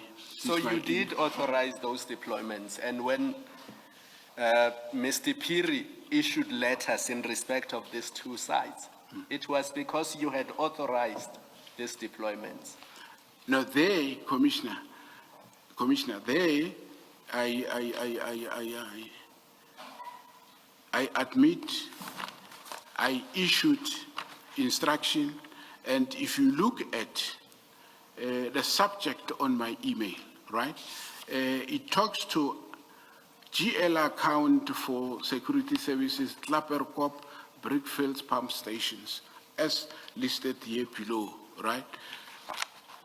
Without even, if you go to page 61, Herman Sekholela, right? GL account for security services, right? He indicates, hi Gary, so I agree with your suggestion to utilize job in GL. It is the one relevant for this purpose. Colleagues, the GL and cost center for the security are as follows. In as far as deployment of Klapperkop and Brickfield substations, they are concerned, there are 3. The department here has complied fully with the SOP that I alluded to earlier on. Hence, my instruction, right, said the deployment will commence, right, at 18 hours. So, as a commissioner. But Mr. Malatji, on page 52, Chair was engaging you on the same Klapperkop water pump station. And when Chair was engaging you, you said you never gave instruction for deployment. No. Mr. Malatji, go to page 52 and see what 52 deals with. I am on page 52. Do you see that it deals with Klapperkop? Today, I've just received a bad report that Klapperkop water station has been badly vandalized during the festivities. That's what the chairperson was engaging you on. It continues on 53. Mr. Malatji, kindly confirm when we may be able to deploy security, as the sites are vulnerable to further vandalism. That's the very email Chair was engaging you on. And when he asked you, in the face of this and in the face of the request for deployment, what did you do? You said, I never gave an instruction to deploy because, 1, there should have been due diligence. 2, there should have been a determination of the duration of the deployment. Yet, on page 60, before those things are done, there's no due diligence, there's no determination of how long the deployment is going to be. You authorized the deployment. And arising from this email, Mr. Piri issued letters of deployment to these sites. So for you to sit there and say, I did not authorize this, I was still waiting for my team to do a deployment and to assess how long the deployment is going to be. Sorry, the due diligence and how long the deployment is going to be. It's simply false. I think my response was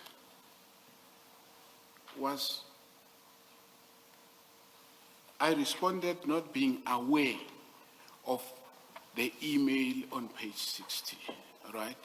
So your evidence changes when you see documents. It's not the truth. You will change it as and when you see documents or as and when you become aware of documents.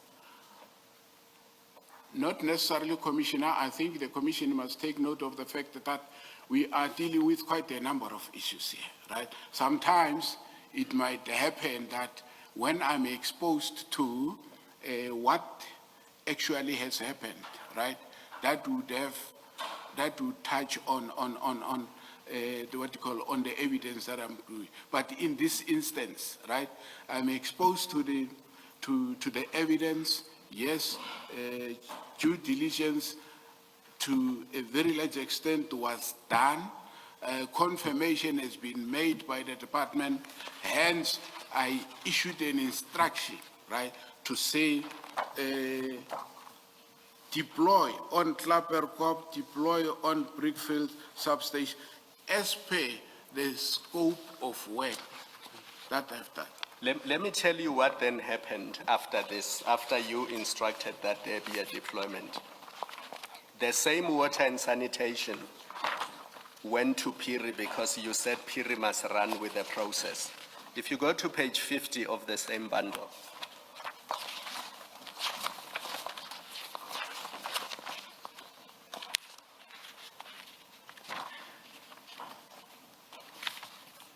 and the email to which that attachment relates is on page 44. And you were copied on this.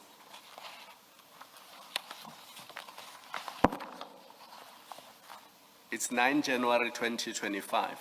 Yes. It says, "Good day, Mr. Malatji. Attached find the updated list of security deployment needs." So they were saying in addition to the two, there are these additional sites. Where you find those additional sites is on page 50.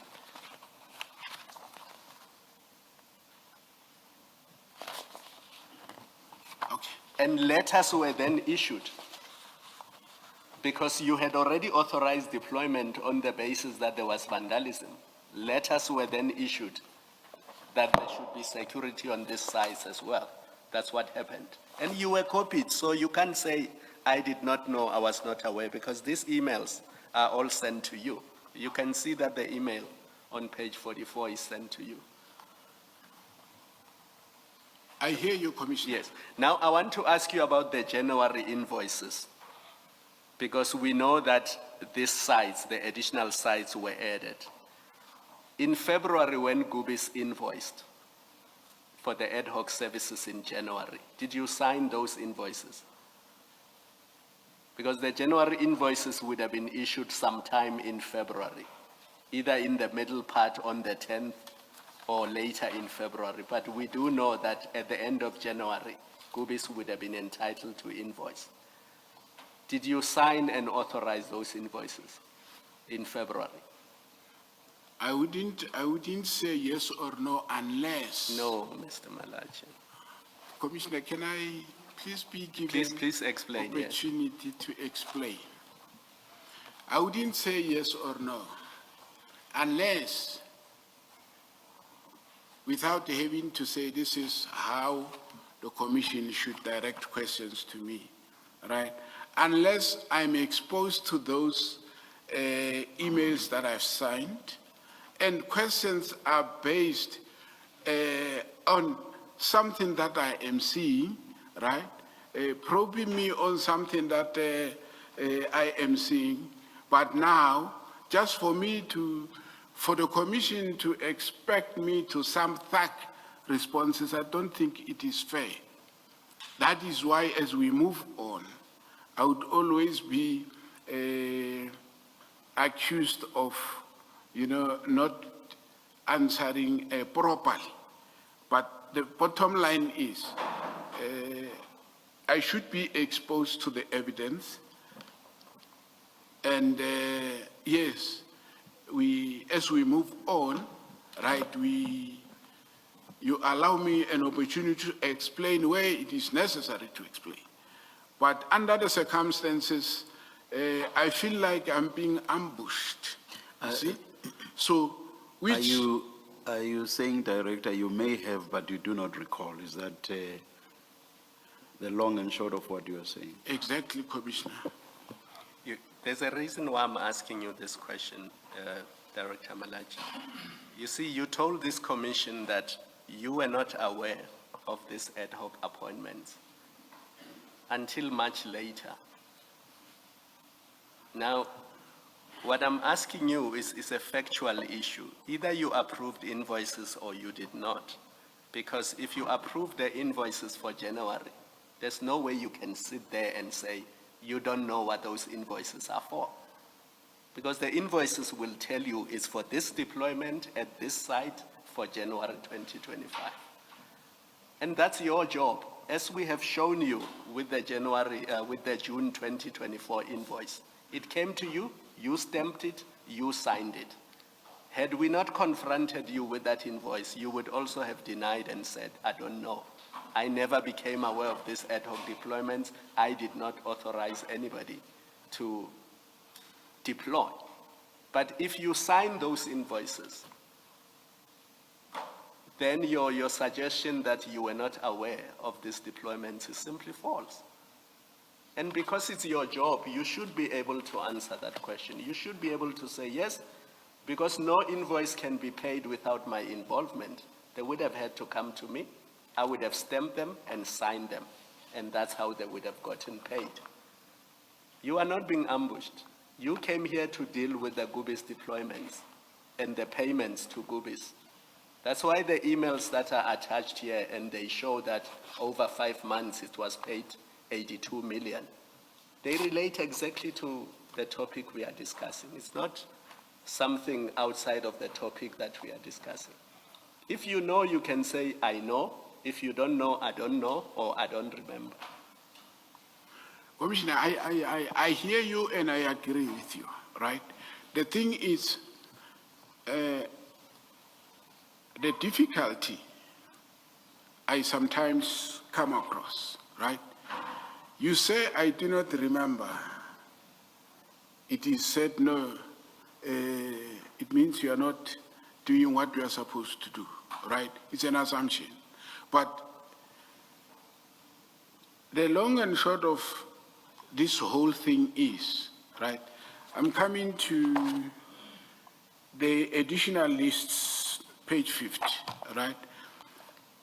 Allow me to put it on record, Commissioner, that Mr. Sohalela has taken advantage of my email dated the 7th of January. He knows very well, he should know very well, that for each site, there must be GL account number, right, provided. So, having received my approval as per this email, all right, he decided to put additional sites. But I'm stating it that it was wrong of him to do that. You see, he was supposed to do as he did with Klaperkop and others, right? Avail GL account number budget from which this additional site would be serviced.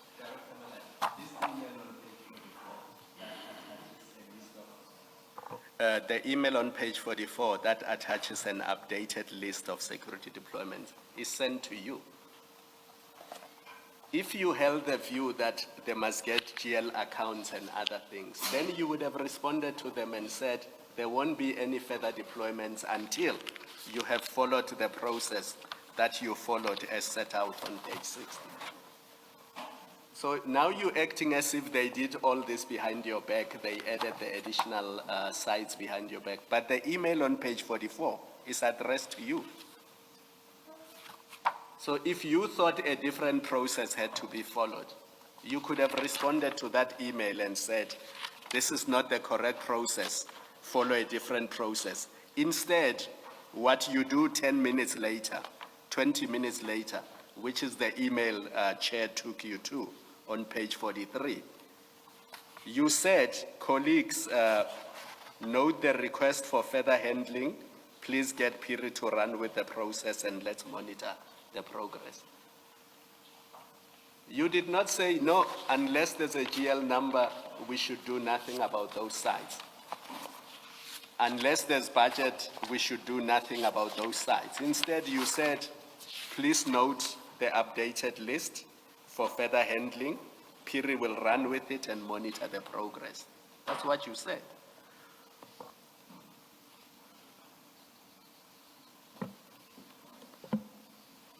You see that you responded, it's 10 minutes later. 2034 is on page 44, 9 January. Page 43, 2045, you note the request and you say Piri must run with it. Wait, So that's the sequence. Do you see that? please get it. Find that.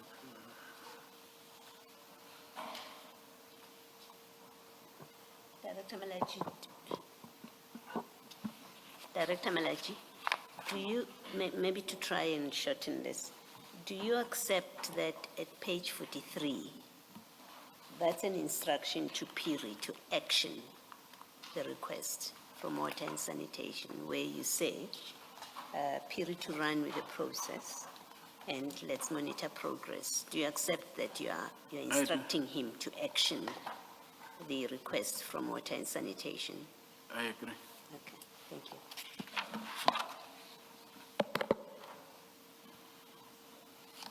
Mr. Skakana. Thank you, Chair, and thank you, Commissioners. So we now move from the premise, if I hear you correctly, is that you did issue instructions to Mr. Piri, unless I'm misunderstanding.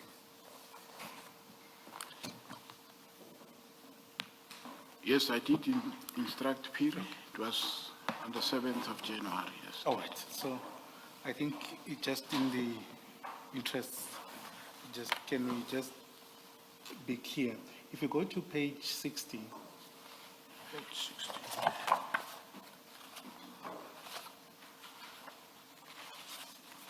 Page 60. 60, Yes. why did you copy copies in that email?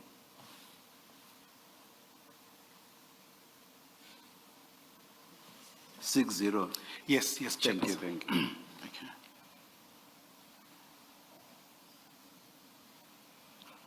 I think the reason why I copied Andrew and Calvin. And The reason, Zakel. the reason is simple, right? The reason is simple that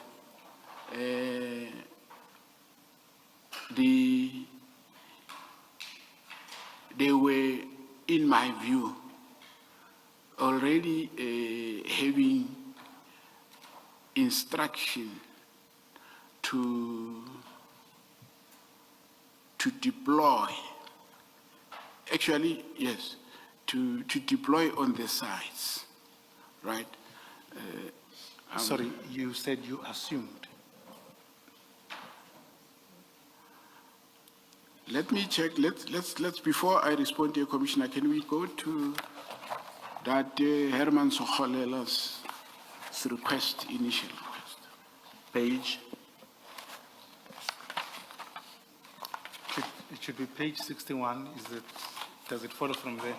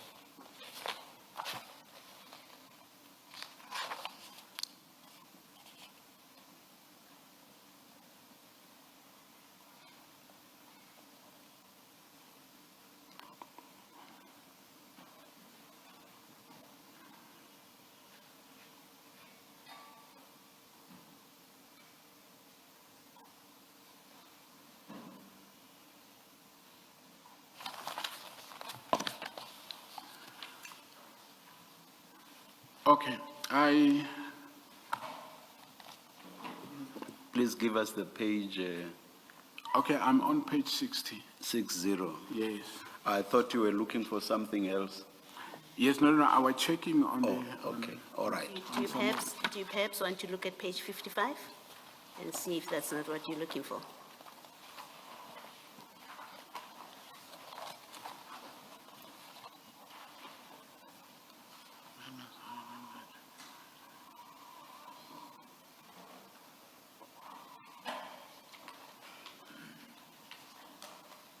That's a date before page 60. It's a date that comes before what you see on page 60. Okay.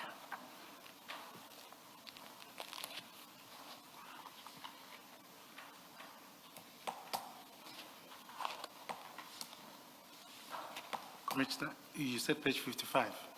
Yes.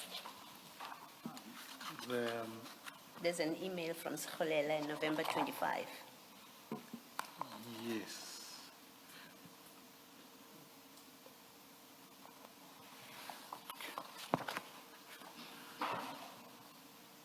I think my answer to the question, why did I copy Gubis, right? It came from the experience that Herman and the department were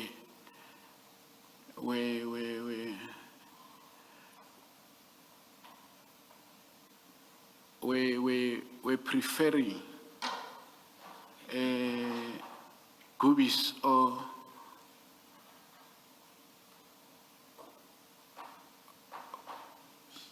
but I'm not sure if I might have checked with Madlanga or Peer in terms of the service provider, but the bottom line is it was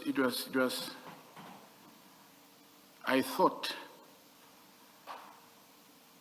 they were continuing with Gubis as they've been what you calling going forward. So we can conclude that this was an assumption. I assumed. Now, in terms of, Can we just check that? Mr. Piri, my recollection of his evidence on this aspect was that Gubis was already appointed by Water and Sanitation. They'd already been chosen because Water and Sanitation said they've worked with them, they're happy with their work elsewhere, and so that's who they wanted to do this part of the work. Is that perhaps what you're referring to? Exactly, Commissioner. In addition to that, according to Major Piri, they had, or rather Gubis had actually been deployed. I have no idea by whom, but on 31 December 2024, they were actually on site. And Major Piri says he told them to get off site. So perhaps what you had in mind was that history, what Commissioner Baloyi is referring to, and also the actual fact of deployment, which was terminated by Major Piri according to his testimony. So perhaps you had in mind that history or not really. I do not have that history of termination in mind, Commissioner. Oh, but you had already begun to respond to Commissioner Baloyi and say yes to what Commissioner Baloyi proposed to you, which is what had happened in November. Yes. I'm sorry I interrupted you because your response was a clear yes to the proposition. Let's leave it there. You said yes. Yes, Mrs. Kakane. thank you. And I thought I was assisting you further. I was not tripping you up. Yes, Mrs. Kakane. it's only the truth. Chair.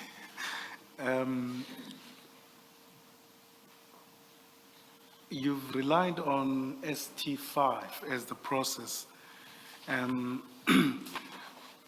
what we don't have is what it requires, that is the standard operating procedure which you had signed for as the custodian for. It talks about a need to conduct an assessment and that there must be a formal letter of request signed by the cost center owner where the money will come from and the license requirement. In relation to these requests, did any of that happen? I think in relation to Klapperkop, Brickfields requests, the email by Sohalela requesting security on this and also providing GL account from which the services would be paid from, I would say yes to request, and it was in line with the spirit of the SOP that I've attached this. Fair enough. I mean, I think the process talks about a formal letter of request, but I'll accept what you explained. Just before we step off this process, I mean, I think we've accepted the fact that there might have been some gaps. Why, at this time, why did you use your Gmail account on page 43, just out of curiosity, when you were issuing instructions to Piri? On which page are you? 43. 43.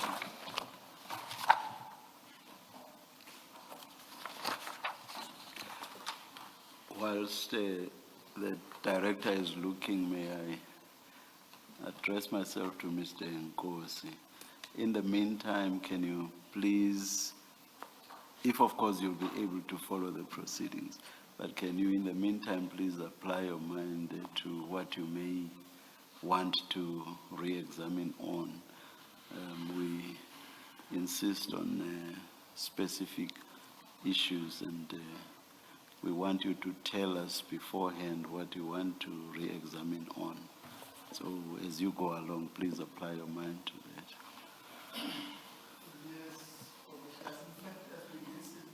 that. No, not now. No, we can deal with it down the line. Thank you. Thanks, Mr. Minister. I don't know if you still remember where, Yes, Commissioner, the page question 43, is, yes. why did I send this communication from my Gmail account? Simply because it was late in the afternoon, right? I normally rely on my Gmail account, which is handy for anything that I need to do with my office.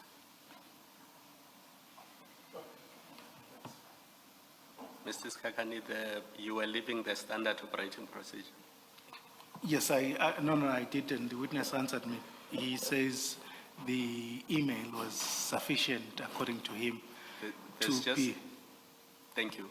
There's just the last bullet point in the standard operating procedure. It's on page 34 of file of your new annexures. Yes. The last bullet point there says, upon funds being available, the second last, a purchase order will be created and sent to the cost owner for release. Once the purchase order has been released, the OCM and the asset protection unit will then go ahead and provide the services and monitor such services. In relation to these two sites that you authorized on the 7th of January, 2025, am I correct that you authorized the deployment before there was a purchase order created?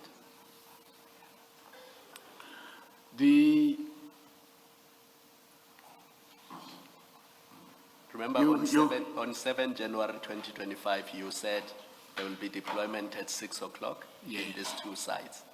Did you do that before a purchase order was created? It was done before the purchase order was created. And But Commission, isn't that contrary to the standard operating procedure? Because the standard operating procedure says, once the purchase order has been released, the OCM and then you, your department, APPU, will then go ahead and provide the services and monitor such services. So if you authorize the deployment before a purchase order was created, that is contrary to the standard operating procedure. I want the commissioner to take note of the fact that in security we are dealing with emergency. It is not always the case that one would wait until administrative imperatives are carried out, but in this instance particularly, right, very much important was the fact that a GL account number has been submitted, and yes. Secondly, as a matter of practice, even though in the spirit of this instruction, right, understanding was payment would come from water and sanitation, right?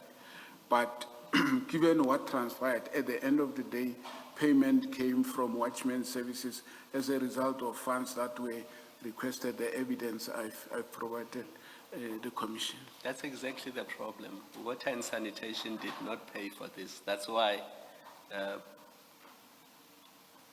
the budget had to be requested to that 90 million that you refer to, because this process was not followed. And you are saying to us, in emergencies, you can deviate from the standard operating procedure. That's really your point. Okay. Let me explain further, Commissioner, to say, in the spirit of this email, right, my understanding was everything would be done by water and sanitation, meaning even the purchase order creations and so forth and so on, you know. Hence, my focus was to make sure that what is vulnerable, all right, as long as there is a commitment by the department requesting, right, should be carried out in order to prevent further vandalisms and so forth and so on. The Commission will agree with me to say, given the nature of the sites, the pump station and so forth and so on, when you are dealing with security threats affecting pump station, right, you are dealing with some of the, what we call basic service delivery infrastructure, and sensitivity in most instances gets to be prioritized, you know, because if we do not do that and they vandalize further, communities sitting without water, it becomes another issue. But Director Malatji, I think you are filibustering because Commissioner Baloyi showed you that the request was first made in November. So November, December, January, that's 2 months until when you allocate the security services. So it's not as if this was done in one day and there was no opportunity to obtain a purchase order. This process could have been followed during that period from November until January. Commissioner, let me,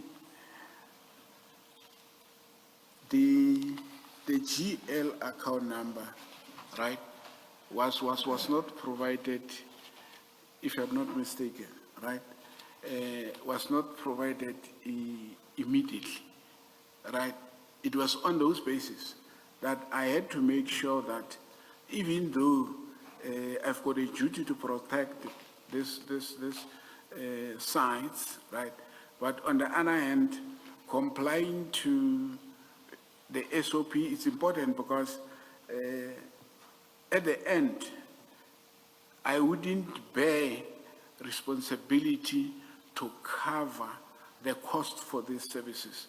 Hence, any amount of delay that might have arose as a result of the requesting department taking its time would obviously have negative impact on what I was supposed to do, given the urgency of this matters. All But right. I think I heard you, Director Malatji. Thank you, Mr. I'm sorry, Mrs. Kakane. Now that Commissioner Kumalo has touched on the standard operating procedure, I just have a question that relates to that. Director, the standard operating procedure is about steps that must be followed from the time a request is made up to the time a deployment is authorized. Am I correct? yes, correct. Yes. Now, here's something that I do not understand. You say that the instruction to cancel ad hoc deployments was issued without observing the SOP. You say that at paragraph 8.3 at page 2 of your statement. And you give that as one of the reasons for not immediately complying with the instruction to terminate or cancel the ad hoc deployments. Now, if the SOP is about the steps that must be followed from the time of the request up to the time of authorizing the deployment, what's that got to do with the cancellation of the ad hoc deployments? I don't get the logic. Okay, let me try and make the commissioner understand. What I meant is that, in my view, with my administrative experience, this instruction was supposed to be directed to water and sanitation, right, instead of me. This is no longer about the SOP. My first question just now was, do you accept that the SOP is about steps that must be followed from the time of the request up to the time deployment is authorized and you agreed? Yes, That's the SOP. yes. Now, what you were instructed to do was to cancel ad hoc deployments. So what I say I do not understand is, what's cancellation got to do with the SOP steps? I do not understand that cancellation must follow SOP steps. That's my difficulty. And for you to go so far as to say that I did not cancel because consideration had not been given to the content or contents, as you say, of the SOP. Let me try and make Commissioner understand. The SOP is, and it's a directive to all the departments, right? If the Commissioner agrees with me that this SOP was meant to say to the departments, follow the following steps, and it happens that this one department does not comply, right? And my superior takes notice of that. I'm saying logically, he should have directed this instruction back to the department, because the department is guilty of not complying with a directive by the city manager, but instead he directed the instruction to me. Then I went further to say, if we go through the content thereof, this directive does not. No, don't conflate two issues. What you are saying now about directing to the initiator is about a separate ground for refusal to cancel. That's 8.2. That's a separate ground. So don't conflate the grounds. I'm directing you to 8.3, which is a separate ground. And in 8.3, you say that they did not observe the contents of the SOP. So what I'm saying to you, if the SOP is about the beginning all the way to deployment, when you cancel, that's beyond deployment. So that's beyond the SOP steps. So my question is, what's the relevance of the SOP steps to cancellation, which is beyond those steps, or put differently, which has nothing to do with those steps? That's my simple question. Maybe I'm struggling to understand the commissioner's question. Let's take it one step at a time. Do you remember my very first question when engaging you now? My very first question was, is it not so that the standard operating procedure, the SOP, is about steps that must be followed from the time a request is made up to the time a deployment is authorized? And you said that indeed is so. Do you remember that? That was my first question, and your response was in the affirmative. Do you remember that? I do. Yes. So what I'm saying now is, so the SOP is up to the point of deployment. So once you have authorization that there be a deployment, you have covered all the SOP steps. You are done with the SOP steps. Do you still follow me? I do. Yes. Now, you are given an instruction to cancel. You do not cancel. And you say one of your reasons for not canceling was that they did not observe the contents of the SOP. Now I'm saying cancellation is way beyond deployment. Deployment or authorization of deployment being the last step of the SOP. So cancellation is beyond all that. And I'm saying, I do not understand what the relevance of the SOP steps or content is when you are talking about cancellation. Surely you understand me. Do you understand me? I hope I understand you. And so why was that relevant when you refused to cancel? Why was the SOP of relevance? The SOP will remain relevant, Commissioner. 4, this SOP is an instruction. To do what? To do what? It's an instruction on what? It's an instruction to the departments. Towards deployment. Towards deployment. And once you deploy, you are done with SOP, aren't you? Once you've deployed, you are done with SOP, correct? Correct. Yes. Why does it become relevant now beyond that point? It became relevant, Commissioner, because of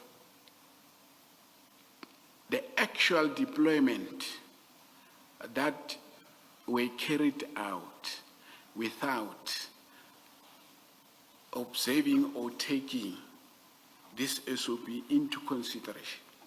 I mean, we are here today, Commissioner, because of irregular deployment. Would the relevance not be that it had not been observed and therefore the deployment was not authorized? Is that not the case? Or would that not be the case? That would be the case. That would be the case. Yes, Commissioner. So all the more reason for you to cancel, not so. Instead of saying, by the way, you did not observe the SOP and therefore because you did not observe it, I'm not going to cancel. It's all the more reason that you should cancel. If you say it was not observed and therefore the deployment was improper, all the more reason that you should cancel. So I still do not understand your reasoning. Yeah, there is nothing wrong with the commissioner not understanding my reasoning, but from where Make me understand. Make me understand. From where I am sitting, Commissioner, right, with my administrative experience, when which I don't, which I don't have. okay, Commissioner, from where I'm sitting, I expected my superior, right, upon realizing that there are these irregular deployments, right? Irregular under the SOP. Exactly. Failure to follow some or all of the SOP steps. Exactly. Yes. So I would have expected of him to say, city manager, here is a department which chose to do things out of the normal way as per this. But instead, right, my superior instruct me to cancel. Fine. You are again conflating grounds now. You are again conflating grounds. You are talking about why you, Inspector Malatji, did not cancel. You have accepted just now, a couple of questions back, you have accepted that failure to follow the SOP steps would have been sufficient ground to cancel. You have accepted that. And I then said, so all the more reason that you should have canceled. Whether it should have been taken to someone else and so on, that's a totally different basis for you not canceling. And that is not what I'm addressing. I'm addressing the A ground that you yourself have given, 8.3, as a ground for not canceling, for Director Malatji not canceling. Not about this, or rather a need for this to have been taken to someone else. I'm talking about a ground that you have given for not canceling, or for Director Malatji not to cancel. So what I'm saying is, would it be logical for you to say I did not cancel because the SOP was not followed, rather than saying because the SOP was not followed, indeed I ought to have cancelled, or that was reason enough for cancelling, instead of giving it as a reason for refusing to cancel? That's what I have difficulty with. Do you understand me now? Commissioner, I understand you, but I'm also having a difficulty with the commissioner, singling out one reason. No, you have itemized them as separate grounds. You did it. Of course, I understand that in the end, you may look at these cumulatively, but looking at this as a ground on its own, I'm saying it is simply not a ground at all. Because even if you look at them cumulatively, this one should not come into the equation at all, because it does not make sense. You may have your other reasons. Maybe this should have been taken to A, B, C, D instead of me. That's something else altogether. But to have this as a ground or a basis for not cancelling, it does not make sense. Because not following the SOP steps should actually have been a reason to cancel. So you should not have included this at all. Do you get me? I get the commissioner, and Yes. I get the commissioner. I Yes. understand the commissioner's reasoning, right? I mean, I understand Yes. the reasons given to me by the commissioner that I should not have included this one, right? Yes. And So let's please forget about it, Director. I thank you very much. That's all I wanted. Thank you. Can I just add to this conversation that the other reason you give is that the instruction was not directed to the initiator yes, of the ad hoc services, and this is Water and Sanitation Department. That's who you're referring to. But you made the appointment. your department made that appointment. We know specifically Klaperkop and Brickfield you did.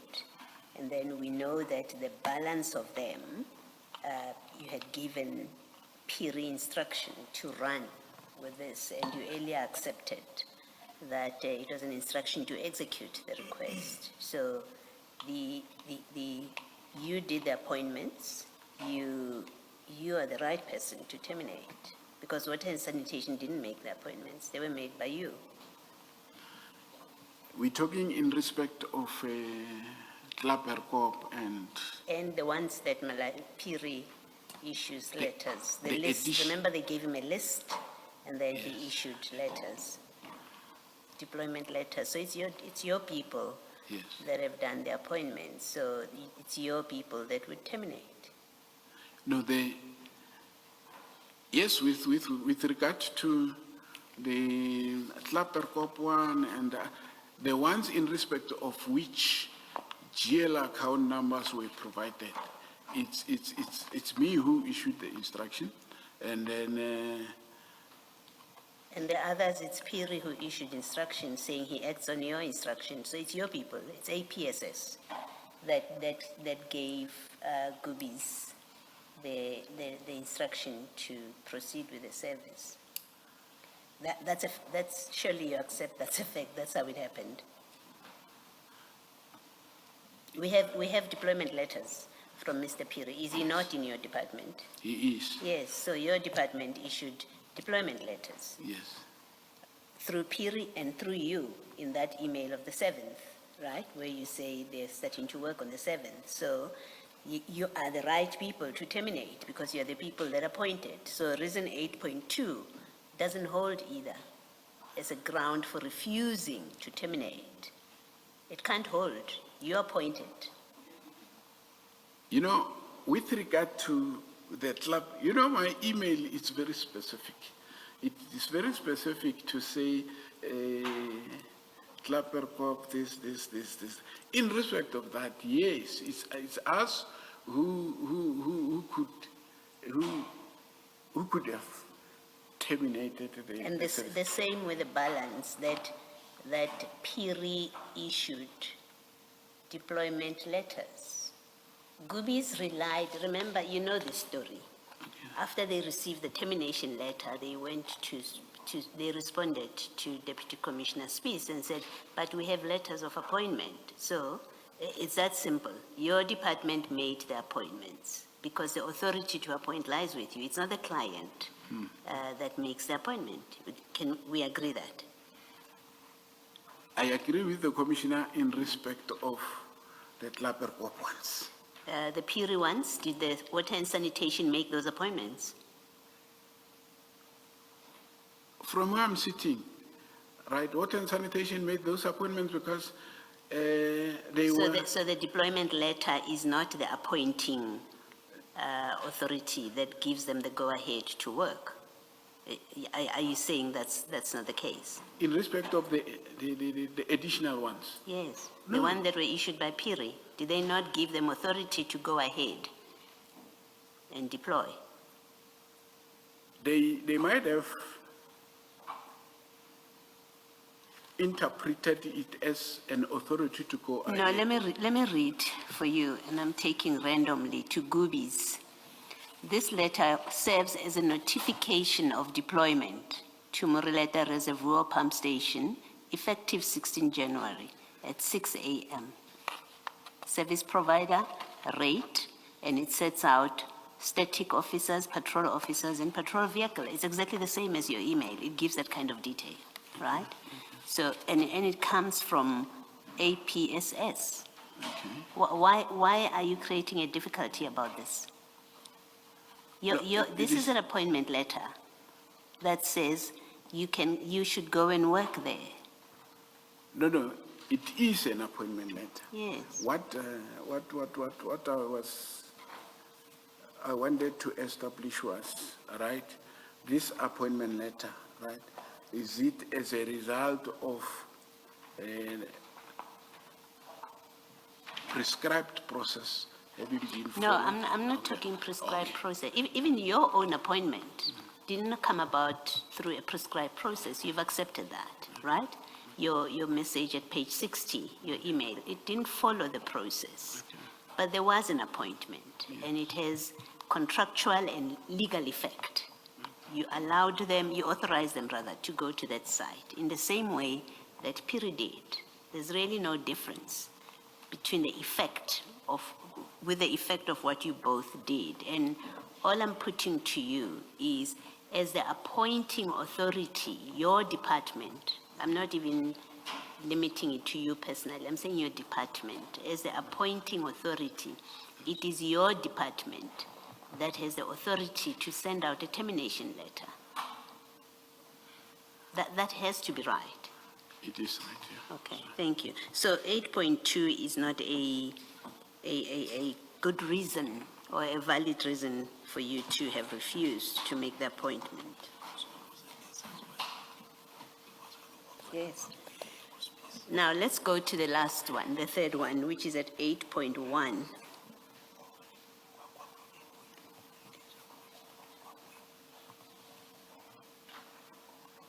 Okay.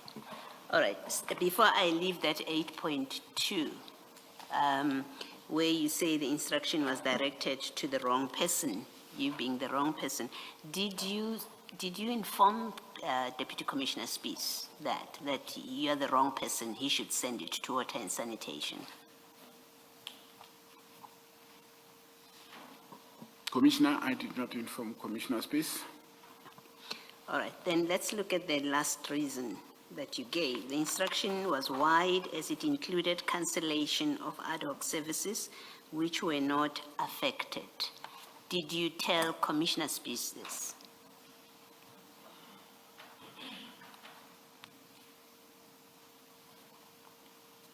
I did not tell Commissioner Space, Commissioner. I took it that Commissioner Space, right, since he's in the environment, right, he's privy to ad hoc services within the environment. But you didn't tell him that? No, I didn't. You didn't tell him that, okay.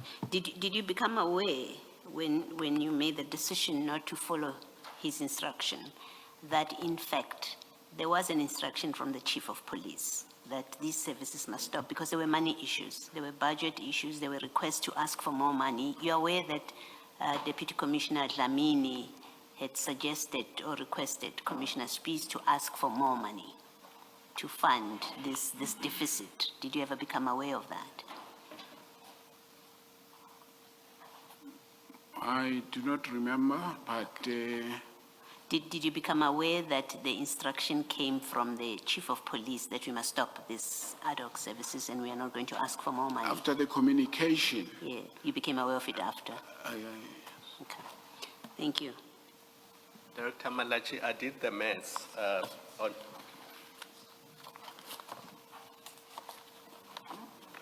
In the documents that you have provided, there's an email that shows what the cost of this ad hoc services to the city of Tshwane is.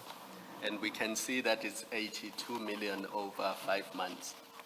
I think it's on page 16 of the emails.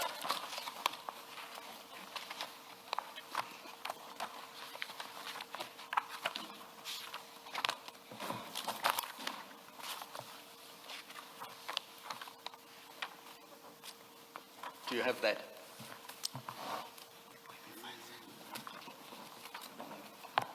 on which bundle are we, Commissioner? I think it's probably the supplementary. No, it can't be that. Ms. Kakani, please assist me. Where did I pull out my page 16? It is in the statement file. Yeah, it's in the It's in the annexures to supplementary, the yes. supplementary statement.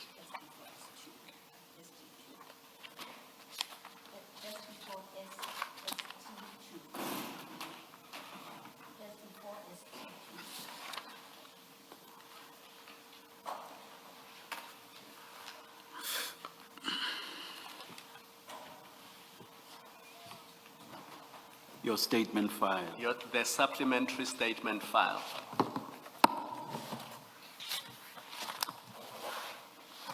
Page 16.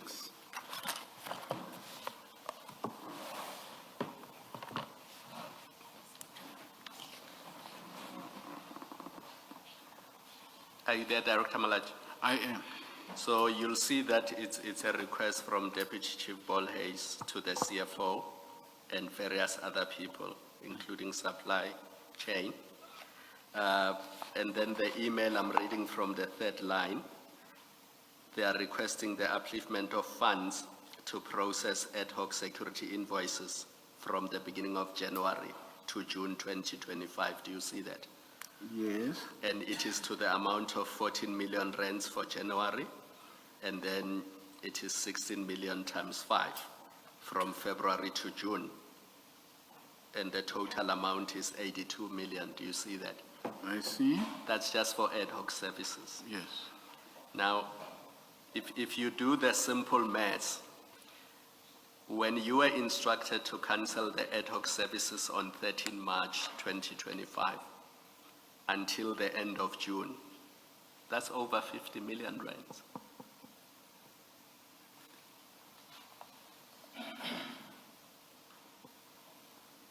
I hear you, What do you Commissioner. have to say about that?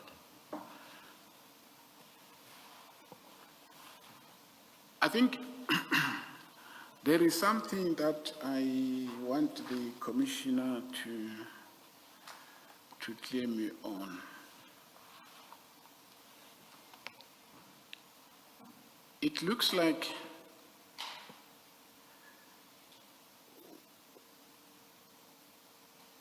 everybody else, including the Chief of Police, Mr. Police, right? They are sort of taking themselves out of, they did not have any responsibility, so their responsibility was to give an instruction. And I'm taking exception for that because they even had more power than Director Malatji, right? And what is not making sense with me, right? Okay, theirs was to cancel, yet whatever I'm being appointed to do in the seat of Tshwane, right? I'm doing them in their, on their behalf. They are overall responsible for my own actions. But when it comes to this, right, it is becoming a worrying factor that everyone else wants to wash his hands off and they leave Director Malatji into the 82 million. Yet, this whole thing, right, had the history long before January, February, right? And if one looks at the history, right, Director Malatji was from the beginning, like any one of them, was not aware. He was made aware at a point when the service provider was complaining, right, that he's not getting paid. And the very same superiors, I'm talking the Chief of Police, Rivers Peace and Police, right? All of them are washing their hands, right? And they want to paint Director Malatji black as if Director Malatji had a benefit to derive from these transactions. And this is forcing me, Commissioner, to place it on record. I am not surprised by the emphasis on Director Malatji, because when I testified on the 9th of April, I made a mention of the fact that I have become a victim. And these colleagues that I've spoken to, that I've spoken about their names, right? They've already demonstrated that they would stop at nothing in order to get rid of this director. Let me stop you there, That's- Director Malatji, because I had given you enough time and I did not want to interrupt you. But Commissioner, you are What- interrupting no, me. because what you are doing now is you are saying you are being victimized by other people. And Exactly. I'm not victimizing you, I'm asking you questions. So your issues with them, you can deal with them separately. When you are answering my questions, I want you to account only for your conduct. That's why when I was referring you to this document, I wanted you to account only for your conduct, not to tell me about how your colleagues are treating you. So looking at this, let's assume for a moment that they are equally guilty. They are equally to blame. They could have done something. Let's assume that for a moment, and for purposes of our discussion, let's accept that that is so. Now, account for your conduct without blaming other people. Commissioner, thanks very much. I am not reluctant or afraid to account for my conduct, but I think it would be fair and it will be just for this commission to know that, among other reasons, I might have done things wrong, if indeed I've done things wrong, you know, but the motivating factor, right, is, I know, Commissioner, you are saying you don't want to hear about it, but I'm forced to talk about it, right?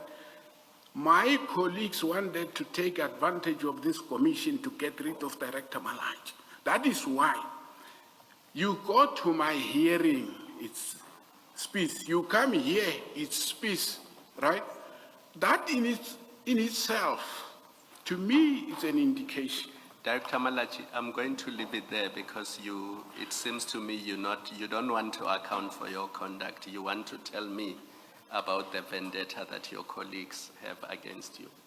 So if that's what you want to do and you're not prepared to answer my question, I'm going to leave it there. No, I'm prepared to answer your No, question. then account for your conduct. Don't tell me about the vendetta against you and the fact that they want to get rid of you. Because at the commission here, nobody gets rid of another person. Here you come to answer questions because we are a fact-finding commission. You assist us with facts and facts only. And what is in front of me is the fact that since the day you were instructed to terminate these ad hoc services, they continued until June, and the cost to the city was more than 50 million rands. I agree with you. Yes. Commissioner, I agree with you. The November. cost is sitting at that, but I'm saying I might have not done, right? I might have not cancelled this, but that does not necessarily mean, right? They were supposed to sit back, get this, what you call ballooning, you see? So I'm saying to the commission, I accept what might be wrong in terms of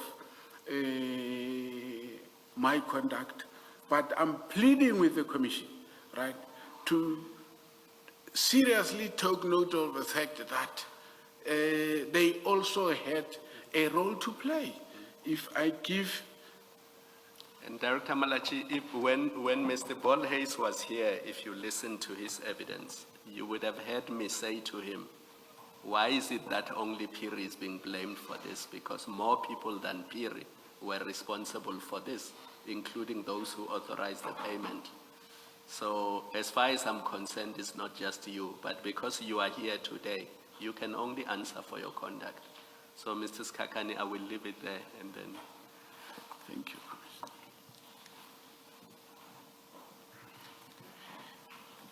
Thank you, Commissioners. I think you've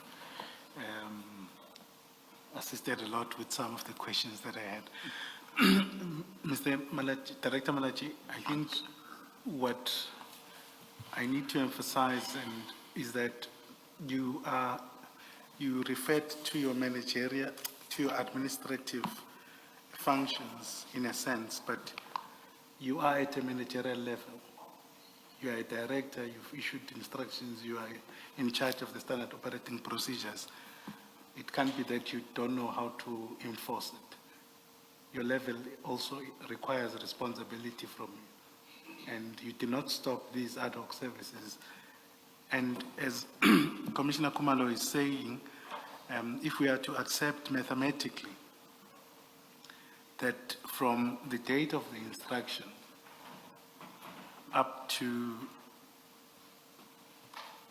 June, that would have been, I think in terms of the email itself, it would be around 50 million thereabout. But we can also accept that we need to take it back, let's say even to January, and the payments to Gubis, or the, as a result of the irregular deployments, which you've accepted. That for the 6 months alone is some 96 million, just for 6 months, just for ad hoc services. You accept that possibility, according to this email that you attach. So in essence, what has been lost around these irregular ad hoc services, which, as you say, not compliant with the SOPs, and yeah, just to leave it at that, would have cost the city, or in particular the TMPD, 96 million. And if you average it out in terms of the services, what becomes interesting is that as the theme runs through, is that Major Piri and yourself admit that the inspections or verification of services were not done to the T. So a majority of that could potentially have been for services not rendered. I think we can accept that.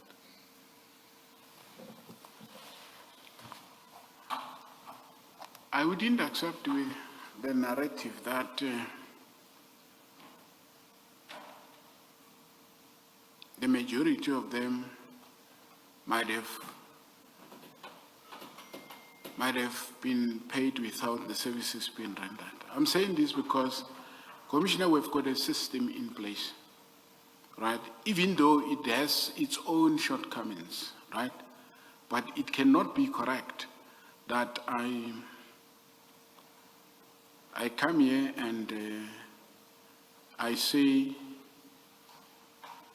I accept that the majority of these ad hoc services were not carried out unless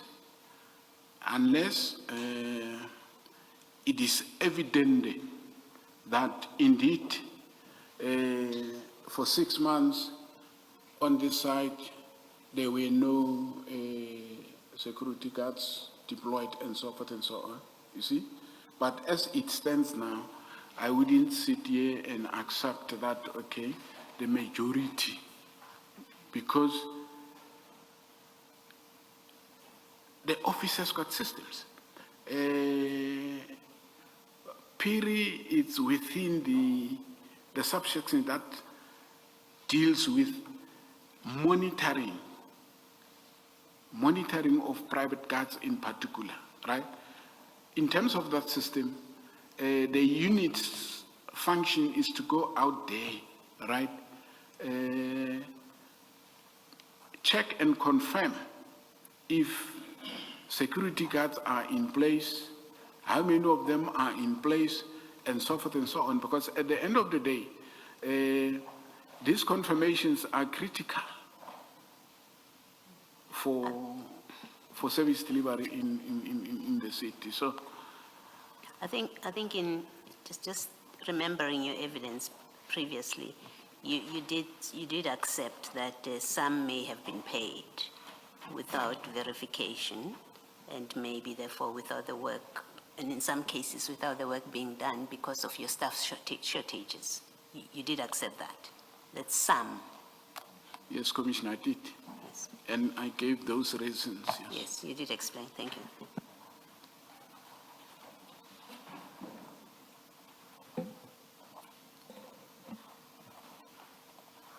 Just to test that forward,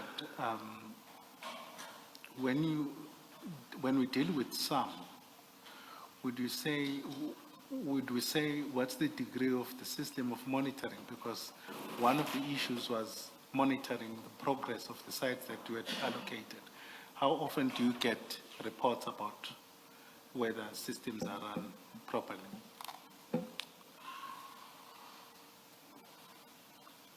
There are weekly meetings held with all service providers, in which meetings service providers are taken through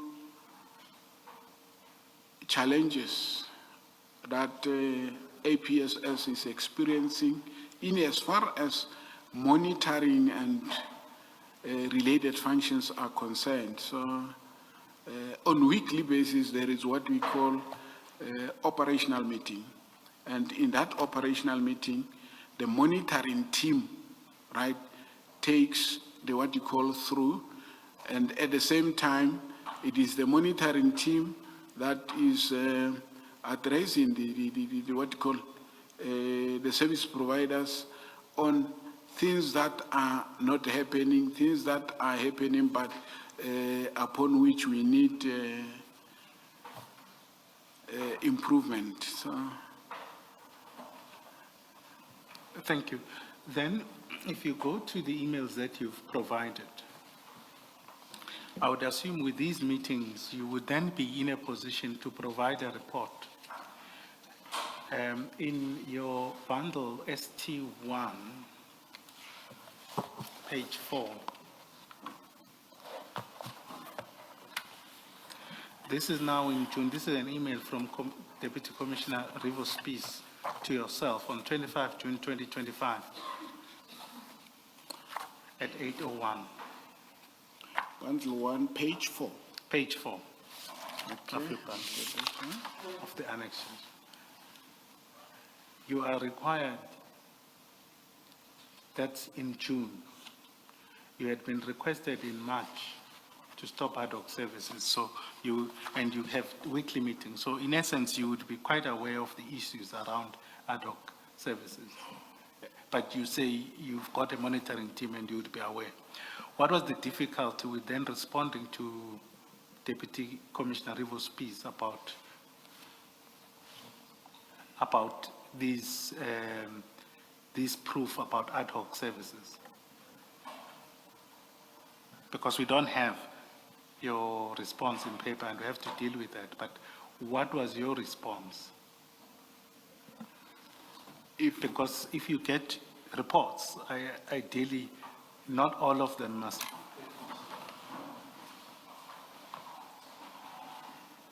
Thank you, Chair. Director Malatji, my question was around responding to Commissioner Spies' request or instruction that you must provide proof of the deployment of ad hoc services since December 2025 to date. Would it be correct that did you provide such proof in the form of written, in the written form or a report?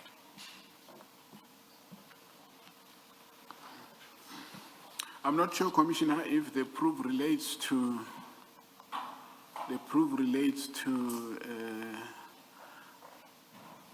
the very ad hoc services by the Department of Water and Sanitation, or the proof relates to any other ad hoc services deployment. Can I be assisted with that clarity? Well, the email says, please provide proof where ad hoc watchman services were deployed. So it's all of them since December 2024 to date. That is, the date of the email is 25 June 2025. So essentially it means all of them. And it does not appear that you had any request for clarity. Instead, you forwarded that to your PA. In terms of request for deployments, I know there was a detailed response by what you call, by my office as to where ad hoc services are deployed and so forth and so on. The fact that it is not part of my bundle does not necessarily mean we did not provide that proof, and I can always go back and have that the kind of proof that we provided to him available for the commission to. Thank you. I think there's also a follow-up in that aspect, but I think I take your point that you don't have it handy, and perhaps when you return for re-examination, if it's at a later date or just before, you can provide us with that report. That would be of great assistance. Thank you. Just on this score, there's in response to a particular question about termination of the ad hoc services. At page 3 of the statement, paragraph 10,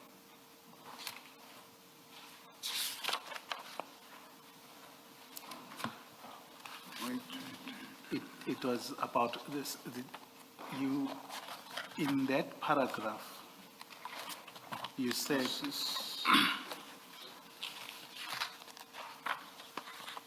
page 3 Page 3 of my the statement. supplementary statement. Yes. Paragraph 10, you deal with the instruction from Commissioner Spies, and you say, which was provided, or the instruction was in March, but you then say in June, you complied with the instruction.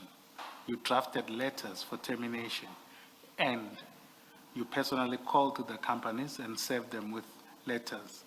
And then you say, I've attached one of the termination letters, marked ST6.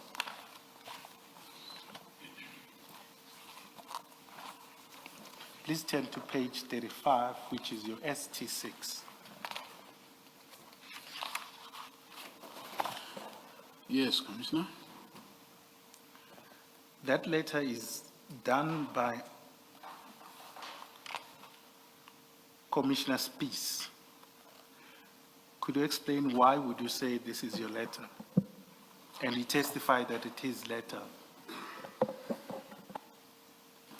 Does he not say that he prepared the letters for signature by Deputy Chief Spies? That should explain the signature. Excellent. You are correct, Commissioner. It was for that basis. Yes. Okay. I prepared letters. I took them to him to sign, right? He signed. I convened a meeting with the 3 companies. I handed them over the original letters, and I kept acknowledgement of receipt letter. Sure, that's fine. Then I will then go to the other aspect, which is, or the theme which relates to the cancellation of the tender. If I can take you to file 5. We can leave that as File.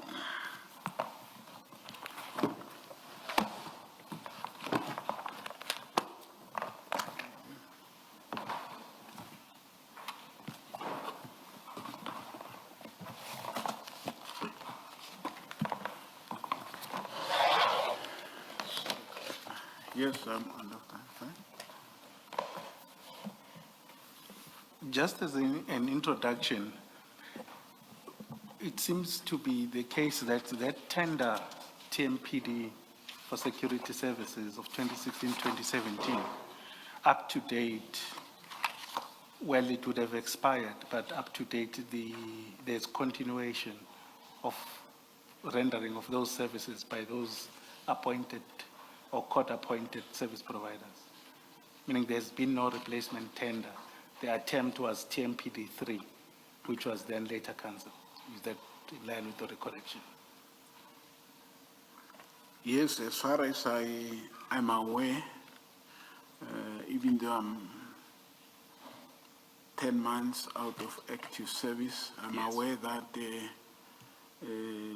there is continuation by the court-appointed 22 entities. Sure.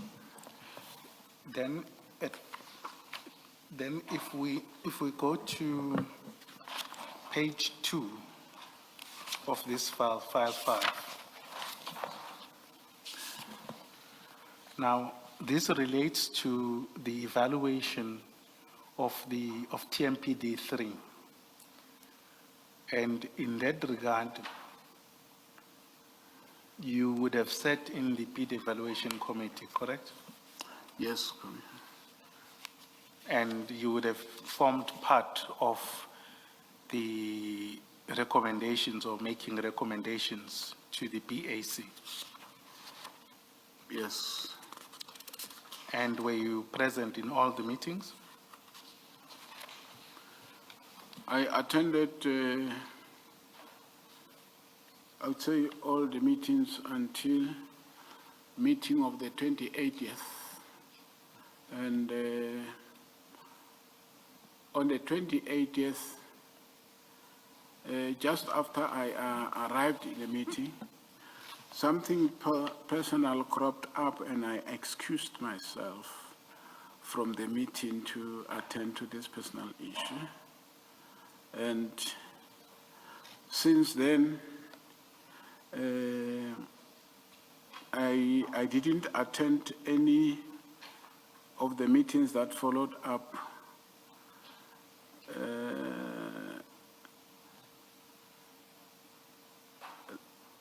I didn't attend any of the BEC meetings until I was caught up in a situation where I got suspended, and from that day, I don't know what has happened with the tender to date.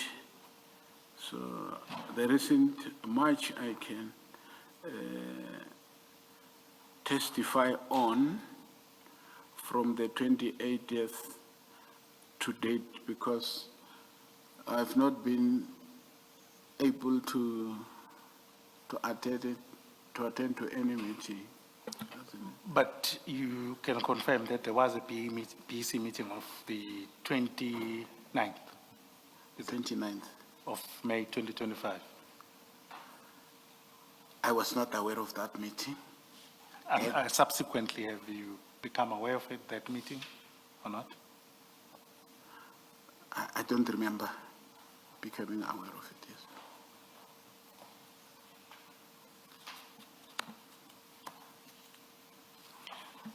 And I would then presume that in the recommendations, you wouldn't be aware of, you wouldn't have participated in those recommendations to the BAC. Correct. Just to be fair to you, at You are referring to TMPD 3? TMPD 3. Oh, thank you. Just to be fair to you, there's a document, the probity report at page 2 of this file, which is the only page I'm referring to is page 5 of the file, and the summary of the findings of probity. And obviously, if you go down under findings, which is section B, it talks about the BC score sheets on the 29th of May. However, to be fair, as you say, you did not attend that meeting and you are not aware what has transpired since then, correct?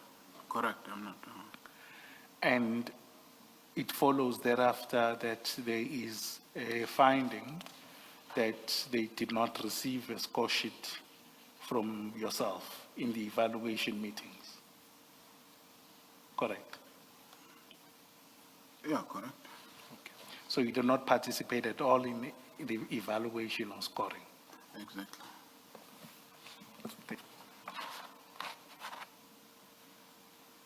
Mr. Skakane, maybe we should take Director Malatji to page 17, paragraph 55.4.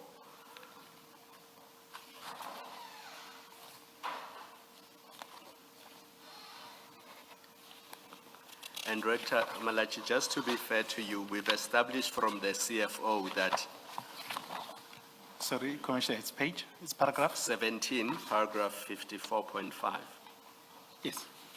that the meeting was in fact on the 28th, because the recommendation, if you look at 54.5, it says the signed minutes for the 28th of May 2025, where the committee was recommending the tender TMPD3 for the appointment of a service provider were provided to us.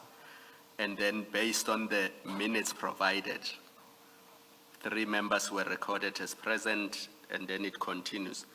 So the issue here is there is no minutes of the 29th, and since the recommendation was made on the 28th, it seems likely that the scoring happened on the 28th and not the 29th. And on the 28th, you say you were there at the meeting, I said I was there at the BEC, at the BC meeting. but before the BEC could start with its business of the business. day, there was something personal, and then You left. Yes, So you did not participate in the scoring or the recommendation. exactly. Okay, thank you.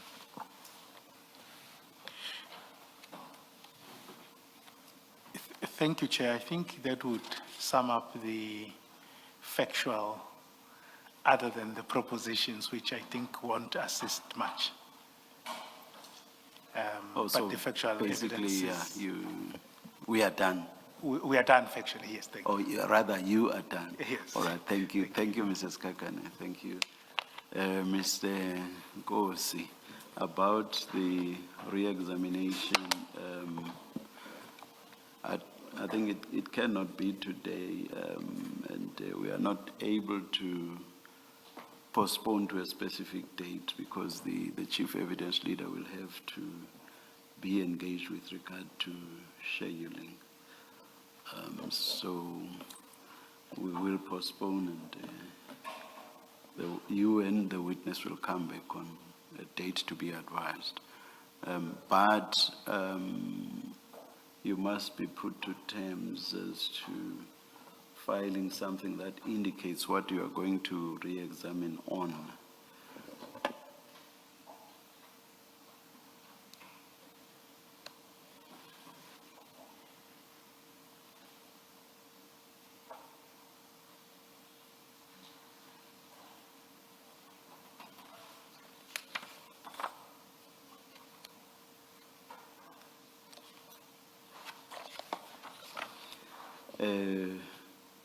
We want to give you until 5 May 2026, just for an indication of what you will re-examine on. That's not a commissioner, so we definitely get that before that time. All right. You are so directed then. Sorry, Commissioner? I'm saying Director Malatji is so directed. Oh, yes. Yeah, even though, of course, you will comply with your assistance, yes. Director Malatji, for now until the date on which you will be examined by your legal representatives, you are excused. You will be advised of the date in due course. Is there anything else? Okay. Let's adjourn and resume at 9:30 on Monday. Thank you.